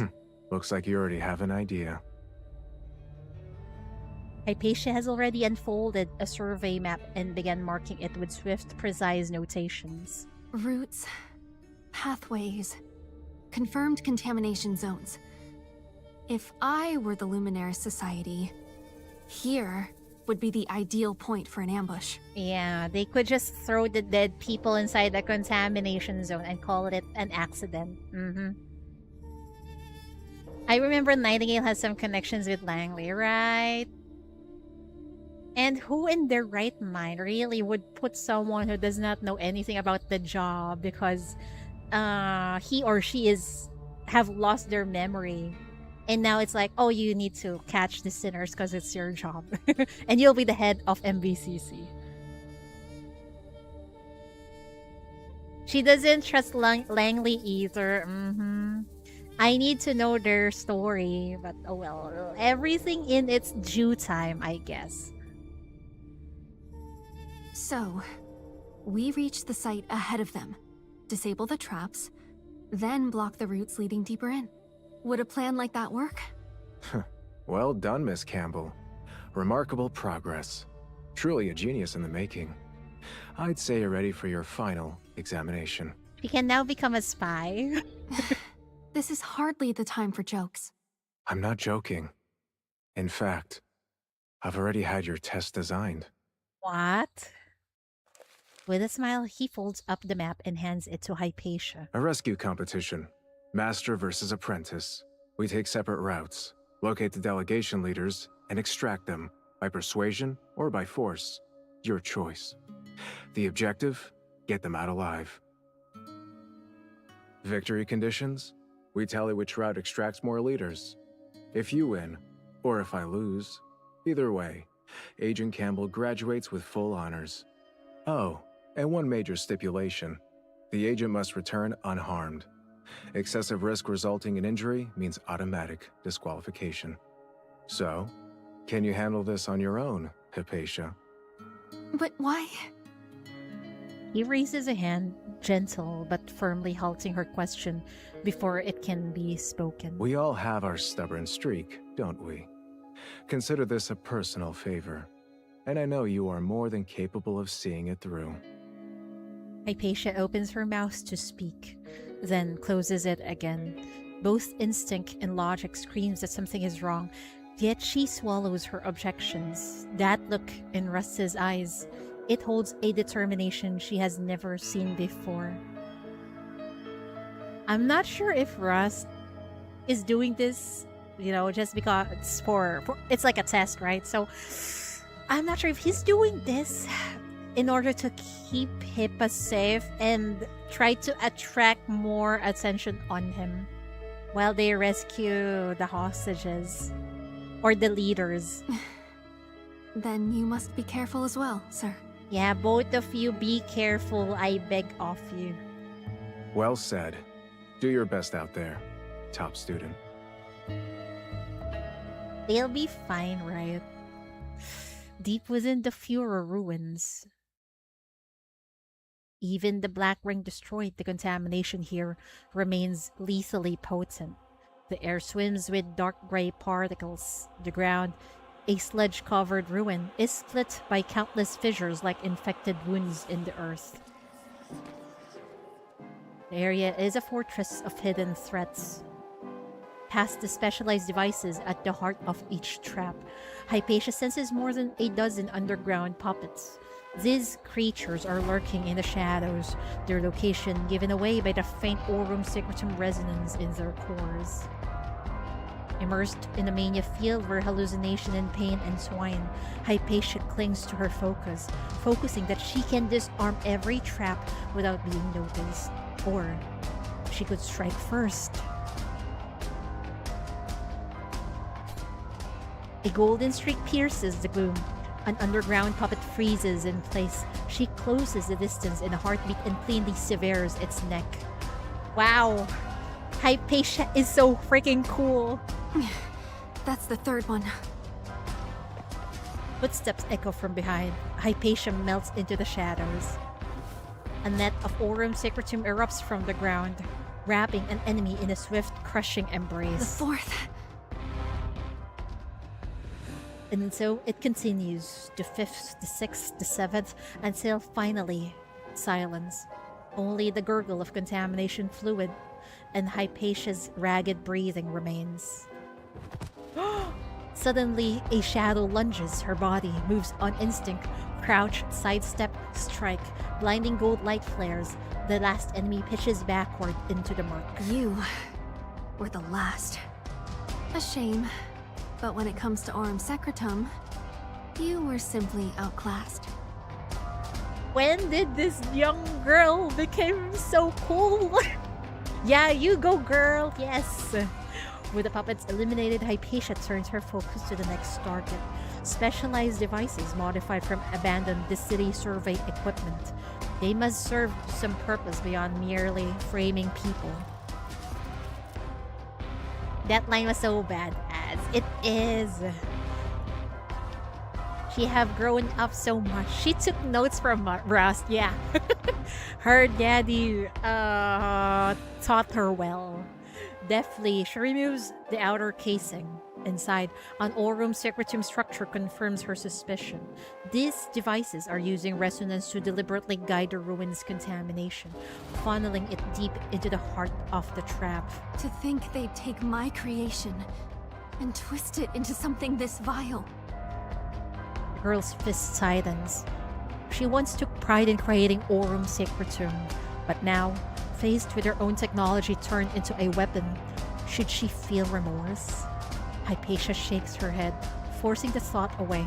This isn't the time for doubt. She centers her focus, ready to destroy the devices. Disconnecting the primary circuit. Done.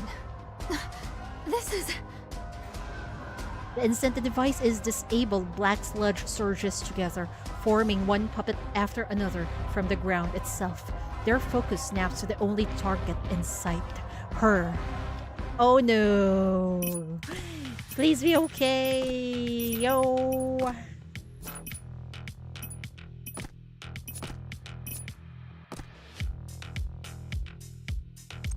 You know what? Maybe we could just use Shalom to go pew pew. I don't have much to contribute on the front line. Oh.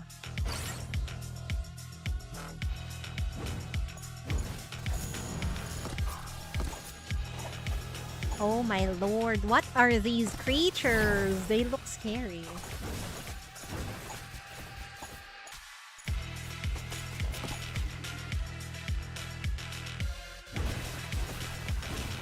Crush them all!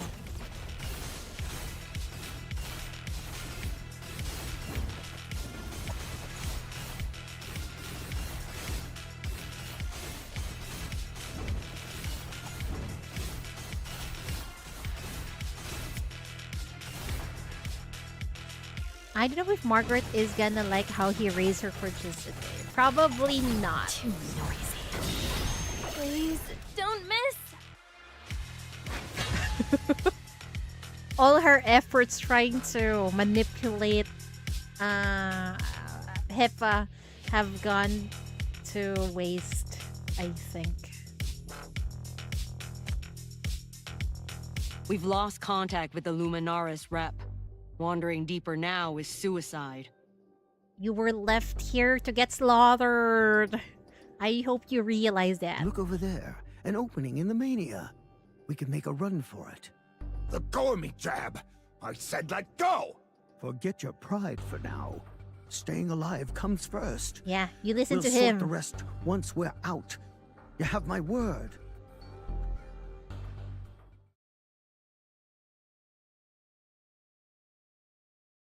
As much as I love Shalom, I don't even put her on the battlefield anymore. Me too. Me too. This is the only exception. I put her on the battlefield. You put Frau and Shalom in there during story runs. They can do whatever they pretend to do. Yeah, it's fine during story runs or event runs. From a distance, Hypatia watches the leader slip through the opening she tore in the mania. A slow breath of relief escapes her. Not just Aurum Secretum assassins, but underground puppets, too. Has the collaboration between the Underground and Fraser grown this intimate? Yeah. But something is definitely off here. The contamination in Fuhrer is far thinner than it should be at a Black Ring's epicenter. Otherwise, tearing that opening would not have been nearly as easy. She pulls out a map, finds the intersection where she and Rust parted, and resolves to regroup with him. But after checking every branching path and shadowed corner, the truth is undeniable. All viable routes are sealed by contaminated cave-ins. This is... Meanwhile, Saina stops short within the Mania field. The deeper she tracks, the more foreign objects she finds beneath her feet. It's clear now that someone has been laying groundwork here, preparing deliberately. Oh no, it seems like a trap for Hippa. No. Deep within ruins. Deep within the ruins. At the other end of the ruins' uncharted depths, a cramped space, less than 20 square meters, has been freshly cleaned. Aurum Secretum devices pulls along a roughly circular perimeter, pushing the thick contamination back to expose the ground beneath. There, a web of cracks spread, all converging inward toward a narrow, perfectly drilled abyss, just wide enough for a person. Banished beyond the barrier, unseen entities press against Aurum Secretum field, wrestling with a palpable anxiety at their separation. Inside the circle, Dake of the Luminary Society kneels at the pit's edge, carefully retrieving fragments. He strives for devout focus, but something in the agitated white noise beyond the perimeter snags his attention. Who's there? Uh-huh.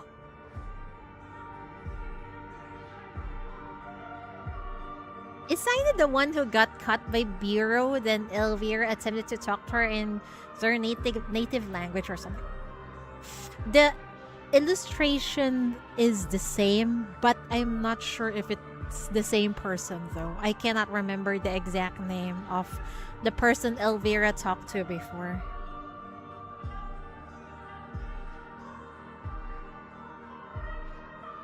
A point of red light pierces the darkness. A figure in black steps across the perimeter. The air crackles as Aurum Secretum and sorcery bite into his skin, peeling it back from his face. But he doesn't slow. By the time he fully enters the circle, the damage has already sealed itself over. Rust rolls his shoulders, offering Dake a usual unnerving smile. I'm glad I found the right man. Hello, representative. Weren't you meant to be leading the leaders on a grand tour? Did you get separated from the group? Your lodgings lost communication last night. That's when I thought today might afford a chance for a private meeting. Oh! I'm pleased I haven't been waiting for the wrong person either. What do you want? Dake gathers the abyss fragment, its sinister glow pulsing in his grasp, and places it into an intricate Aurum Secretum vessel. After sealing it, he cradles that container in his palms and recites several phrases with devotional reverence. He then transfers it to a precisely crafted sorcery box, securing it within the successive layers before finally, cautiously, closing the lid. Only then does he turn, lifting his gaze to assess the lone uninvited guest standing before him. So you're the spy who's been giving the society such a headache. To see you in the flesh at last. Conventional wisdom had you targeting some high-profile dignitary. What prompted the sudden departure from Frasier to come here? The underground music, it's chilling. I love it. And that dead weight from the Campbell line? She's How not did you shake dead her weight. off? You killed her? Miss Campbell is the only person in the Luminar Society who truly merits the title of scholar. A mind of that caliber shouldn't be brought here to have her eyes sullied. Especially by filth like this. Ah! He raises his hand and fires 3 rapid shots. Enhanced by the ruin's contamination, the flesh-made bullets strike the 3 Aurum Secretum devices suspended overhead, shattering them alongside the one-eyed underground rune sealed within. The ground shudders. The Mania field twists violently, collapsing Dake's painstakingly simulated matrix. The surface rift snapped shut, and with it, the inheritance remnants he had fought to reclaim vanish. A pity. That sorcery was painstakingly replicated. Data calibrated through countless iterations. We had only just begun to replicate some characteristics of a black ring. A remarkable feat. You shouldn't have destroyed it so carelessly. Truly remarkable work doesn't need to hide in the shadows. You know as well as I do that yours cannot bear the light of day. Yeah. No more calamities by trying to make black rings, please. Just for the sake of getting hypercubes. This is insane, man. Aren't you just the same? Dake narrows his eyes, studying the specimen before him with meticulous attention. The agent's coat is made of an unusual material, both protective and restrictive, like a binding seal, pulled taut against his form, emphasizing his corpse-like pallor. What do you mean by that? Is Russ actually dead? The injuries from crossing the barrier have vanished, yet on his neck, several uncanny dark markings linger faintly. What are those? Around him, contamination slowly gathers. The mark on his neck begin to writhe like something alive, and from their depths, a faint red glow seeps through. Dake can't help but smile at the sight. The sophists of the underground once spoke of this art, using a black ring's power to reshape life. The blessed ones chase the ring and flee from it, yet their very existence remains tethered to it. What? Okay, gonna rest. It's okay. Rest well, Mishka. Thank you for hanging out, though. Enjoyed the story. I will. Thank you. We never heard more in recent stories. I miss her too. Just Adelaide and Evelyn. Yes. See you around. Thank you for hanging out. Rest is probably a zombie at this point. Seems like it. He had special condition, but you have to find out in his entire. Man, I want to find out. But after we read through the story, the main stories. How long has it been since you left your mother? What? Even breathing must be a labor for you now, mustn't it? What do you mean by that? Who's this mother he spoke of? What the fuck is happening? I really need to read Russ's interrogation. Russ doesn't answer. Instead, he closes his eyes, draws a shallow breath as if savoring the air, and then smiles to the watching researcher. It is a burden, I won't deny it. But it's more than enough to handle the likes of you. The crimson glow snakes down his neck and across his skin, igniting all the way to his fingertips. Russ's eyes blaze red as energy surges from the fissure in his neck, flooding his entire being. He raises his gun and fires. Dake ducks with a sharp cry, shielding the collection box he just secured. Simultaneously, the box itself shudders violently. An Aurum Secretum field erupts from it, bending the dense mania field around it to warp the bullet's path. The shot veers into the darkness, a dull impact, then distorted shrieks. Guided by the Aurum Secretum, dozens of corrupted tentacles pierce the barrier, lashing toward Rust. He doesn't flinch. Tossing his gun aside to tangle several limbs, he charges straight into the assault. The tentacles slice through his coat, cut into flesh and vessel, then immediately convulses and crackles as if electrocuted. From Russ's wounds flow an alien fluid, neither blood nor ichor, melting the corruption like magma. The rampaging entities shriek and recoil from this human-shaped abomination. What in the actual? He doesn't even say it's a body, but a vessel instead. And his blood can neutralize corruption? What are you, Rust? Who are you?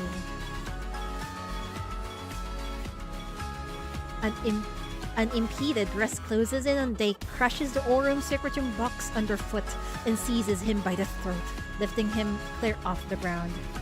Dake chokes violently, yet his voice travels directly into Russ's mind through the bones of the hand gripping him. The Mad Scholar is thrilled beyond measure at this close encounter with an experimental subject. This vessel, just as they described. Even a form lesser than the sages possesses such formidable power. What extraordinary heights have the Sophist's arts reached? I need to know more about this man. How did it feel to receive a Black Ring's baptism? What do you How mean? resilient is the life it reconstructs? You've died once. No, at least 3 times, haven't you? What was it like? What changes did it forge? If I were to unmake you completely now, could I observe the entire process of rebirth? How would your new form manifest? Would there be variations? Russ finds the researcher's obsessive thirst for knowledge almost amusing. Adelaide lacks the patience to explain these things to outsiders. Are there other undergrounders lecturing in Frasier? Where? What have they been teaching? Are you trying to create another Black Ring? Aren't you anticipating it? Everything you are is clearly a Black Ring's gift. You should be its most grateful apostle. Russ slams him violently against his precious Aurum Secretum box, cutting his rant short. Dake looks up and sees only cold hatred and contempt staring back. Not everything. Take this, for example. Your most coveted underground sorcery. I learned it on my own. Oh my god. Okay, see you around. Thank you for hanging out.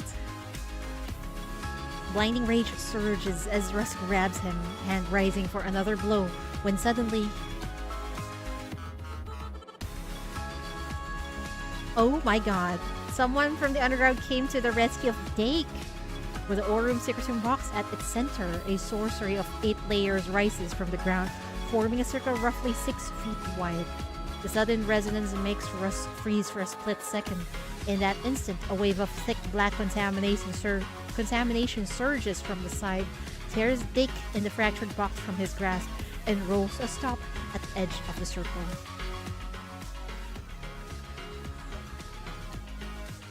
Now I watch this, I think Isaiah is so evil to put his lore behind it here, since people are gonna be so confused about me too. I have no freaking idea what he is. All we know so far is he came from a Black Ring, and he seems to be created by someone who seems to be called as a mother. Who is that? I wonder. I don't know. And he's already dead. Why did someone revive him? For what reasons? I don't know either. We'll find out eventually. The story so peaked I might marathon it tonight. Yes.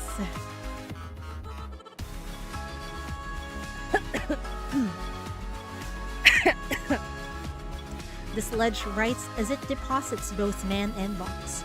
After several fluid shifts, it reshapes itself into a hunched figure cloaked in black.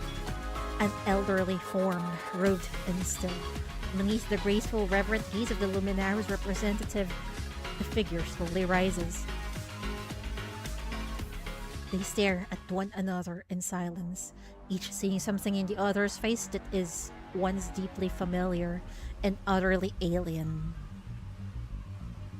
The quiet holds until a slow drip of melting contamination falls from the ceiling. Only then does Russ bow his head and laugh. I thought I'd have to tear Frasier apart, brick by brick, to find your kind. Never expected you to just deliver yourselves to me. Do you really despise me that much? Why does he say that? Do you despise me this much? Why though? Aren't they, both of them are related to the Black Rings? He speaks at last, in a tongue Dake cannot fathom, But to Rust, every syllable is clear. We gave you chances, more than one, to return to us. Yet all we received was betrayal, time and again. So, enough. Sorcery draws the contamination into his palm as the undergrounder prepares to strike. His voice, when he speaks, is heavy with sorrow. No one remains to speak for you. Those who still held any care for you are dead. You have failed every soul who ever placed faith in you. They will curse you for eternity. Never forgive. I have been tasked to kill you as many times as it takes. And when I am gone, others will come to scour you from existence. Why does it feel like Rust is older than what he looks like?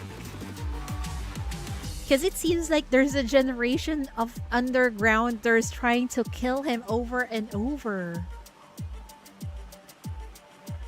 Traitor, deserter, the one who abandoned the Black Ring and survived by walking over the corpses of his own. Remember my words. Remember who ends you. Remember, you are beyond redemption. Rust listens quietly until the end, then lowers his head. I see. What a pity. Then he raises his head again, that familiar smile returning to his face. After I died last time, it seems I forgot all of you again. Oh my god, every time he dies, he forgets something. I think reading Rust in Tarot first might be the move, but that's so weird since he released alongside the chapter. No one gonna read his in Tarot first. You know, we can put off chapter 20. I am awfully curious with Rust's interrogation. You think it's a good idea? Rust's interrogation before chapter 20. Wait, I need to read through Hippa's interrogation also. The words ignite the undergrounder's rage. He launches into an incantation, and the recently recovered box against his chest begins to shudder violently. Inside, fragments of the inheritance vessel still pulse with latent power. That resentful energy now awakens, magnifying the single-eyed sorcery until it multiplies across the chamber. From beyond, countless malevolent presence starts to converge. The time for games is over. Rust tenses, every muscle coiling for the fight. You exist because of the Black Ring. The Black Ring gave you bone and blood. Time and time again. Give it back, betrayer. No matter how many times you die, you must return it. You cannot escape. Return what? Return what? Escape? The notion is so absurd that it nearly draws a genuine laugh from Rust. I don't escape. I've been waiting all along. The confusing part is only this one moment though. I need to read Rust's interrogation. Also, this music is peak. The Black Ring gave me nothing but a curse. You'd better take every last shred of it back! He raises his hand and drives his fingers into his own chest, sinking deep into the fissures etched across his body. Bone and blood dissolves and spill over, transforming into chaotic mania under his will. A torrent he hurls forth, shattering the oncoming sorcery, all the while a bone-deep fury consumes him. Did he just plunge into his own heart? Holy shit. Does he hate the person before him? No, that grudge is far gone from his memory. What does linger is the sound of their pious words, the memory of what was sacrificed in the name of fate. What is happening here, man? Is the Underground a religious group? And they're harnessing Black Ring? And they worship the Black Ring, perhaps. In the end, regardless of which side they're on, when it comes to stubbornness, they're all the same. Is Rust Frankenstein? Something like that, it seems like, yeah. His blood, bone, and flesh are ignited now. Every cell in Russ's body has become a weapon, just as he prepares to unleash everything. What? What was that? Also, what's this music? It sounds amazing. A Harrison beam of golden light pierces the contamination, striking the Aurum Secretum box in the Undergrounder's arm with exacting precision. A high-frequency vibration shudders through the air, and the half-open lid slams shut as if crushed under immense pressure, sealing all chaotic energy inside. It cannot be reopened. The Aurum Secretum box has been decrypted and locked. He can no longer complete the extraction. The Undergrounder lifts his head toward the source of the attack, but Russ is already moving. Was it Hippa? He withdraws every ounce of power he'd been channeling for the confrontation and rushes toward the sudden intervener, placing himself as a shield between her and the fray. Oh. Behind him stands Hypatia, of course. When she sees Russ approaching, she flinches visibly. Her master is so stunned. The reprimand he had ready dies on his lips. Didn't we agree to split up? I've neutralized all the traps. The leaders are safe. Her answer comes in a rapid burst, but the effect is pulled with a grain-sized Aurum Secretum bee slips from Russ's pocket and silently flies back to its rightful owner. Wow! Hippo bugged Russ and followed his location. Hippo have graduated, becoming a spy in flying colors. Another Russ team? It sounds so good. I'm sorry. I was concerned it would be too dangerous for you to act alone. She finally lowers her head, her voice soft with confession. No apology needed. You performed exceptionally. You've already surpassed your master. Yeah, she passed with flying colors. You're teasing me again. But Russ isn't joking. The earlier rage has cooled, allowing his mind to clear and reassess. Enemy's most dangerous weapon has already been neutralized by his own exceptional apprentice, no less. She turned his strength against him. A lone Undergrounder no longer poses a real threat. Across the space, the Undergrounder is staring directly at them. Aurum Secretum control. Extraordinarily precise. His gaze falls on Hypatia, and he chuckles with sudden recognition. So, it's you. The limb the famine sage could not bear to sever. Oh? Oh my god! Hippa is related to the famine sage? Wait, we haven't seen the famine sage yet, right? Truly a remarkable talent. Hypatia cannot comprehend his praise. The language is too warped, too guttural, like a nauseating moan-like distortion. Beneath the cloak, his shadowed face feels impossible to look upon directly, stirring a deep instinctive dread. Ah, really? Adelaide is the sage of famine? I didn't know that.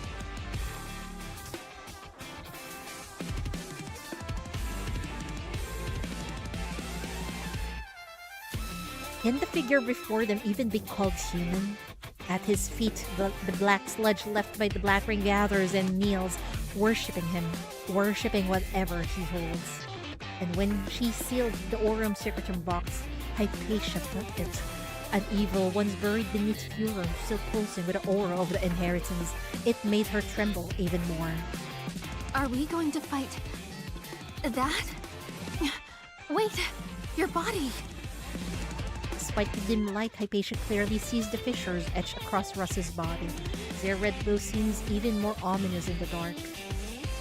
Russ shifts back half a step, shielding her from the Undergrounder's sight.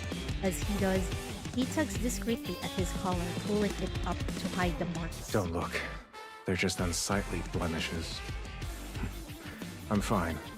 This is just me, restraining my true strength. You saved all the leaders. Our mission is accomplished. We've won. Now, victory means leaving safely. You've passed your final exam. Congratulations on graduating. Let's go. They know their limits. They don't have what it takes to stop me. Really? Hypatia remains uneasy. Unexpectedly, it is one of their opponents who speaks first, agreeing with Russ's assessment. Dake clears his throat. His excitement still palpable from witnessing the battle's advanced techniques. However, with Hypatia's intervention and the Aurum Secretum box now sealed, a clear victory for his side is no longer feasible. Ha! You're correct. Having seen your capabilities firsthand, I recognize we lack the means to detain you both. However, we cannot allow you to dismantle the Society's designs entirely. The Unity Gala will proceed as planned, exactly as Frazier intends. We have allies you haven't accounted for. Oh no. That means the battle that's going... I mean, Margaret is the one who's going to face that battle in the Unity Gala. The device concealed on his body transmits its signal silently. Dake is certain that their plan is still salvageable. Everything is proceeding on schedule. The critical moment drawing near. His only target is that... his only regret is that he won't be there to witness it. Oh no. He's gonna make himself explode, isn't it? He releases a quiet sigh and turns his gaze to the undergrounder beside him. For wisdom. For the city-state.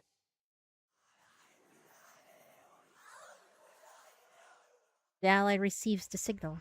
Meanwhile, someone who knows him well senses that something is wrong. You... damn it! Oh my god. Russ's hands flies to his holster, but it's empty. His weapons were already torn apart and consumed by the tentacles. It's too late to intervene. Something deep within him stirs. From the depths of the fissures, a force clamps down, locking his movements. He looks up. The undergrounder is casting. Oh no! Are they making a black ring here? The inheritance is right there. It's a vicious sorcery. The undergrounder's left hand withers and rots. Half his cloak crumples inward as flesh and fabric collapses. The fanatic is sacrificing half his body just to hold Rust unevenly for a moment. And meanwhile... Without warning, the undergrounder raises his right hand and drives a beam of crimson light straight into Dake. The red mania sorcery pierces through Dake's satisfied smile, blasting away part of his head in a spray of flesh. What in the actual fuck? It happens too fast. Hypatia doesn't even have time to scream. What the fuck is happening here? How? Weren't they allies? She can't process it. Yet in the same heartbeat, but in that same heartbeat, she suddenly understands what Rust meant by brutal battlefield. Across the space, the fanatic's plan is complete. With only half a body remaining, the undergrounder trembles violently, clutching the Aurum Secretum box as his ravaged form shakes with low, breathless laughter. Remember, traitor, who cast off his own name. No matter how many times all the Black Ring gave you will be reclaimed, cursing you unto death. He vanishes into the pool of his own purulent blood, merging with the surrounding filth. Only Dake's grotesquely disfigured corpse remains. Russ hasn't yet broken free from the curse, but he's already noticing something crucial. The enemy used the same flesh sorcery he knows. Then, footsteps approach from nearby. Hypatia, get out of here. Now, you can't stay. What is about to happen? This is their true purpose. You have to go. I don't understand. I don't understand No, either. I won't leave you. He's not gonna die, right? He's immortal, right? Go! Oh no. Oh shit. Following the narrow path Hypatia used to enter, a violent explosion suddenly blasts open the exit. For a moment, the thick reek of blood and decay is swept aside, and with it comes those who will uncover the truth. The newcomer's eyes widen in horror at the scene. Two blood-drenched figures, and not far off, a corpse. Oh no! It's a setup!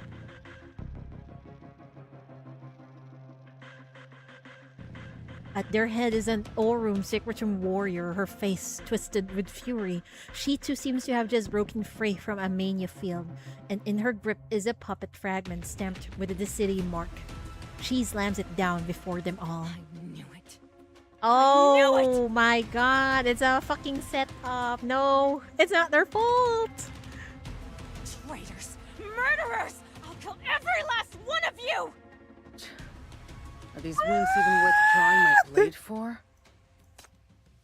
What a fucking cliffhanger!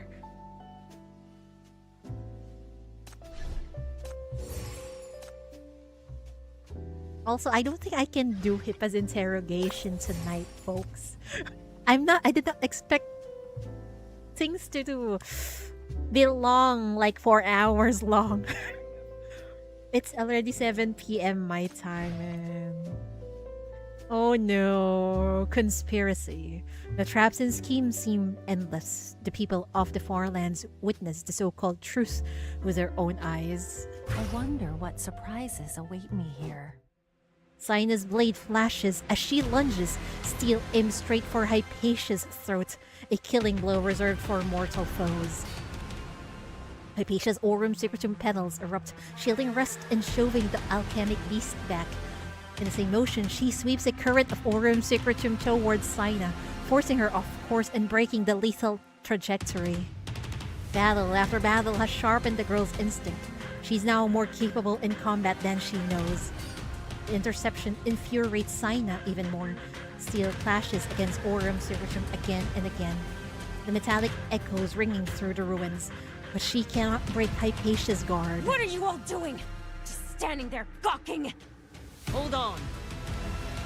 Yokna moves cautiously, trying to hold back the Aurum Secretum warriors as they ready for battle. Let's hear the facts first. I don't believe this girl could have done this. Yes! Please! It's a fucking setup to look them, to brand them as traitor and conspirator. It's a misunderstanding. I don't think Hippa Sarah is that important since it's prologue to this chat, but still, it's nice to see the prologue. Although the sequence of events I've done, it's not in sequence. It's fine though. I don't mind. She's with the Luminaris Society too, and she's helped us before. Why would she kill her own colleague? Yes, exactly. Why? Sina draws out her words menacingly, stopping toward Yokna. To keep you from finding the hypercubes, obviously. There's no Leave you running in hypercubes circles here. forever. Beggars in your own white sands. No! Do you even know who she is? Hypatia Campbell, former administrator of this very place. Führer. Sina lifts her curved blade, leveling it at Hypatia's face, like an executioner delivering judgment. And now, back in the same place, you've killed our guide, planning to leave us all trapped here to die. Do you really hate Farlanders that much? No! This is a fucking setup! Wake up! The people of Führer trusted you so much! You have no conscience left, do you? At the words Führer, the dormant sorcery in Hypatia's mind flares awake once more, stabbing a sudden, sharp pain through her chest. No, that's not true. Hypatia steadies her breathing, wheeling her voice into something resembling calm. I've analyzed the survey data for this region. There is no hypercube here. The information the Society gave you from the start was fabricated. Please listen to her, please! In fact, the Society used the hypercubes as bait to lure you here, with the intention of using the mania to kill you all. Yes, listen to her. I beg of you, please. Hypatia's explanation hangs in the air, plunging the space into uneasy silence. The faces of the Farland leaders are mosaic of doubt, denial, and wary suspicion. The very people you trusted wanted you guys dead. After wandering for so long through the dangers of Führer, they have not been without their own uncertainties. But accepting her words means accepting the loss of their last desperate hope. It's a pain none of them is ready to bear. We can't sort this out here. Let's continue this back at camp. But whoever's lying, they still want us dead. Yes. I say we retreat now, or we'll all be wiped out by the mania.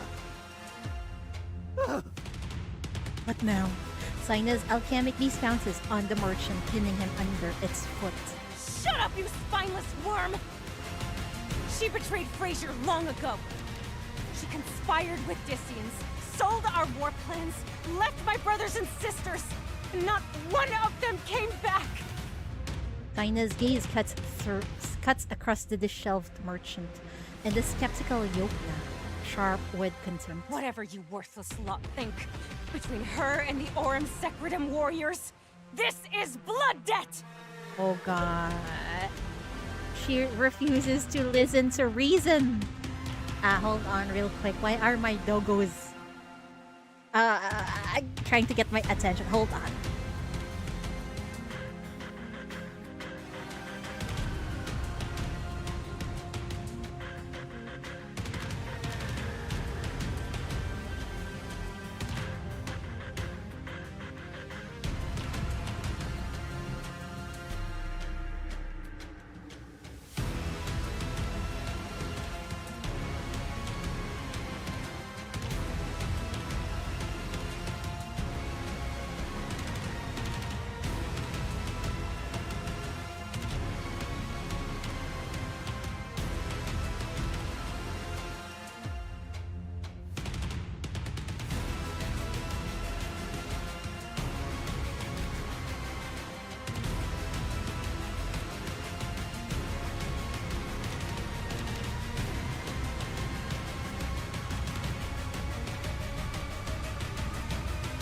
I'm back. And nothing there. But my doggos keep on licking my hands. Oh my goodness. Anyway. Hatred is the easiest thing to provoke. It thrives beyond self-interest or morality. As one, the Aurum Secretum warriors draw their weapons, all aimed at the two before them. Oh no, this is hopeless. The air grows taut and still, drawn tight as a bowstring. What should she do? Hypatia glances sidelong at Rust. The crimson glow at the city spy's throat flickers wildly, pulsing like a fading heartbeat. But thankfully, he's still conscious for now. Don't fight them head on. Listen to me. I'll surrender. Create a diversion. When you see the chance, run. Understood? You can make it. No, we won't leave you here. Absolutely not. In our current state, if you're captured, they'll kill you without hesitation. But he won't die, because he's an immortal. My status still holds some value to them, but they'll show no mercy to someone from this city. I was the one who insisted you bring me here. I cannot, and will not let you die for it. Don't worry. I can't die. I've still got people who... Hypatia doesn't yet grasp the deeper meaning of his words. And at that moment, someone else arrives. Who? Can't die? Let's test that right here! I'll chop you into pieces and see what's left!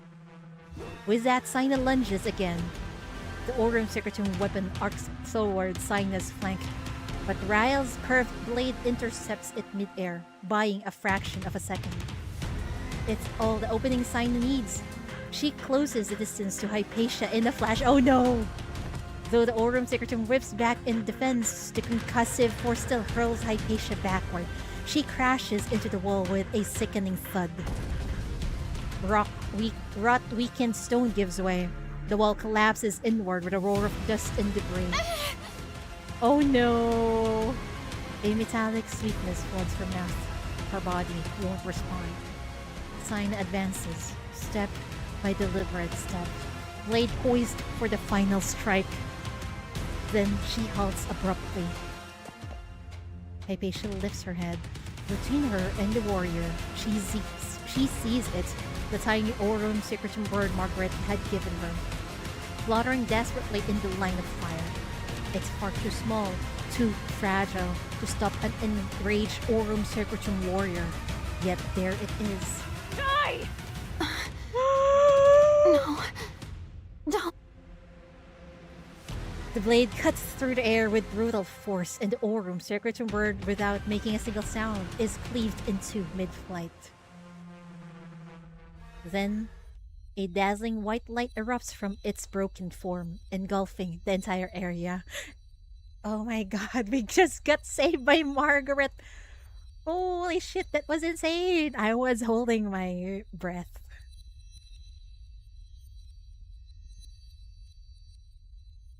Under the cover of the flash, reinforcements arrive at last. It felt so hopeless earlier. Damn, what an entrance, ma'am. A figure in pure white descends before the girl, white feathers drifting around her like a gentle blizzard, as if to soothe and purify the world itself. She's here to manipulate the people's perception. Hurrah for Margaret! The city ambassador takes Sina's wrist in a soft grasp, and a strange warmth flows into her body, washing through every nerve. The sensation tingles, then soothes, as if all her anger has been drawn out. Sina's entire being settles into abrupt tranquility. Her weapon hits the ground with a clang. The conflict halts. The newcomer gently waves her fan, offering a radiant, tranquil smile. Please, let us all compose ourselves.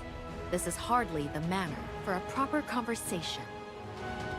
Then shrapnel, arrows, and stray projectiles all are caught in the gentle embrace of feathers and lowered delicately to the ground. Miss Margaret! You have done exceptionally well. Now please, leave the rest to me. Holy entrance indeed! I was so losing hope earlier and then she appeared. But this is so suspicious. It feels planned. It feels like we are playing in her hands. I am Margaret Curvos, Peace Ambassador of this city. The honor is all mine. The phrases "this city" and "peace ambassador" serve as triggers, unleashing an instant wave of reaction. Whispers, tension, and agitation ripple through the crowd as they fix their eyes on the composed woman before them. What trick did she pull? How was Sina, a demon of death only moments ago, turned docile as a kitten? Rust, take Hypatia and go. I will handle matters here. She's from Paradiso. Yeah, she's from Paradiso, so it feels like this is... She knows that what's going to happen. She planned this. She planned that entrance.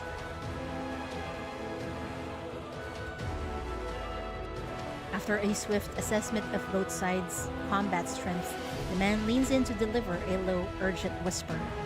Hang in there. This city's peace dove. Wait, Margaret is still... I'm sorry. He takes a final look at Margaret surrounded by the crowd, then grabs Hypatia and slips away. Good. Now that the more spirited participants have departed, shall we have a proper conversation? I'm baffled. Like, how would we talk in this kind of atmosphere? White feathers still drift in the air like a living barrier, keeping anyone from reaching Hypatia and Rust. You followed a promise here, filled with hope, seeking the hypercubes, only to discover a cruel deception. Your efforts were in vain. I share in your outrage and your pain. They just... She just flipped the script from Frasier. Now it's her time to brainwash the masses. Earlier it was Frasier who was doing the brainwashing. Right now it's her turn. This is definitely an opportunity for her. I am well aware my presence is unwelcome. I once tried to avoid direct contact, to send intermediaries. But when I saw how you treated a girl who had genuinely aided you in the past, I could no longer remain silent. Knowing the danger, I came anyway. She's a Thrissian! Kill her! Oh, I don't think you can kill her. Margaret gracefully evades the attack, her smile never faltering. Damn. She's graceful while trying to avoid the attack. Girl. I wish to speak with you all openly and honestly. We are not enemies. This city sincerely desires to help you overcome this plight. Look, I have come without weapons, without guards, without soldiers. Even my special power is merely a little trick to calm hostilities and encourage peaceful dialogue. What is it you still fear? I bring nothing but peaceful intent. My presence here is my proof of sincerity to you. He's so good with her words. Though her smile is perfect, it fails to soften the hard gazes fixed upon her. Her power has a limit! Attack her directly! Sudden storm of weapons, bullets, spears, arrows descends upon the figure in white. That doesn't seem to have gone well. She got attacked, but we know she'll be fine. She's a freaking sinner. She can deal with those people. Oh my god. I did not expect this to last 4.5 hours. I'm sorry, folks. I was supposed to do Hippa's interrogation after this because I was expecting this to be finished by like 6 p.m. my time. It's already 7 p.m. Man. It's okay though. We'll see each other again. Not tomorrow. Fast and empty. I got to work. I need to find time to stream again. Well, you'll just see me. Hopefully this week will do. Before we proceed to chapter 20, I want to read through Hippa and Russ's interrogation. I'm not sure. Is it okay to read Margaret's interrogation? Even though we're not finished with chapter 20 yet? Okay, but maybe we'll go for chapter... wait. Maybe after chapter 20, then we read through Margaret's interrogation. Yeah, I think that's the plan. Thanks for the stream. No problem. That was really fun, man. It was long, but wow. Save Margaret after. Okay, got it. So before chapter 20, it's Rust and Hippa. Okay, got it. I'll see you all next time. Otsuchidori, I'm hungry. I need to eat dinner. Good night, folks. See you all next time.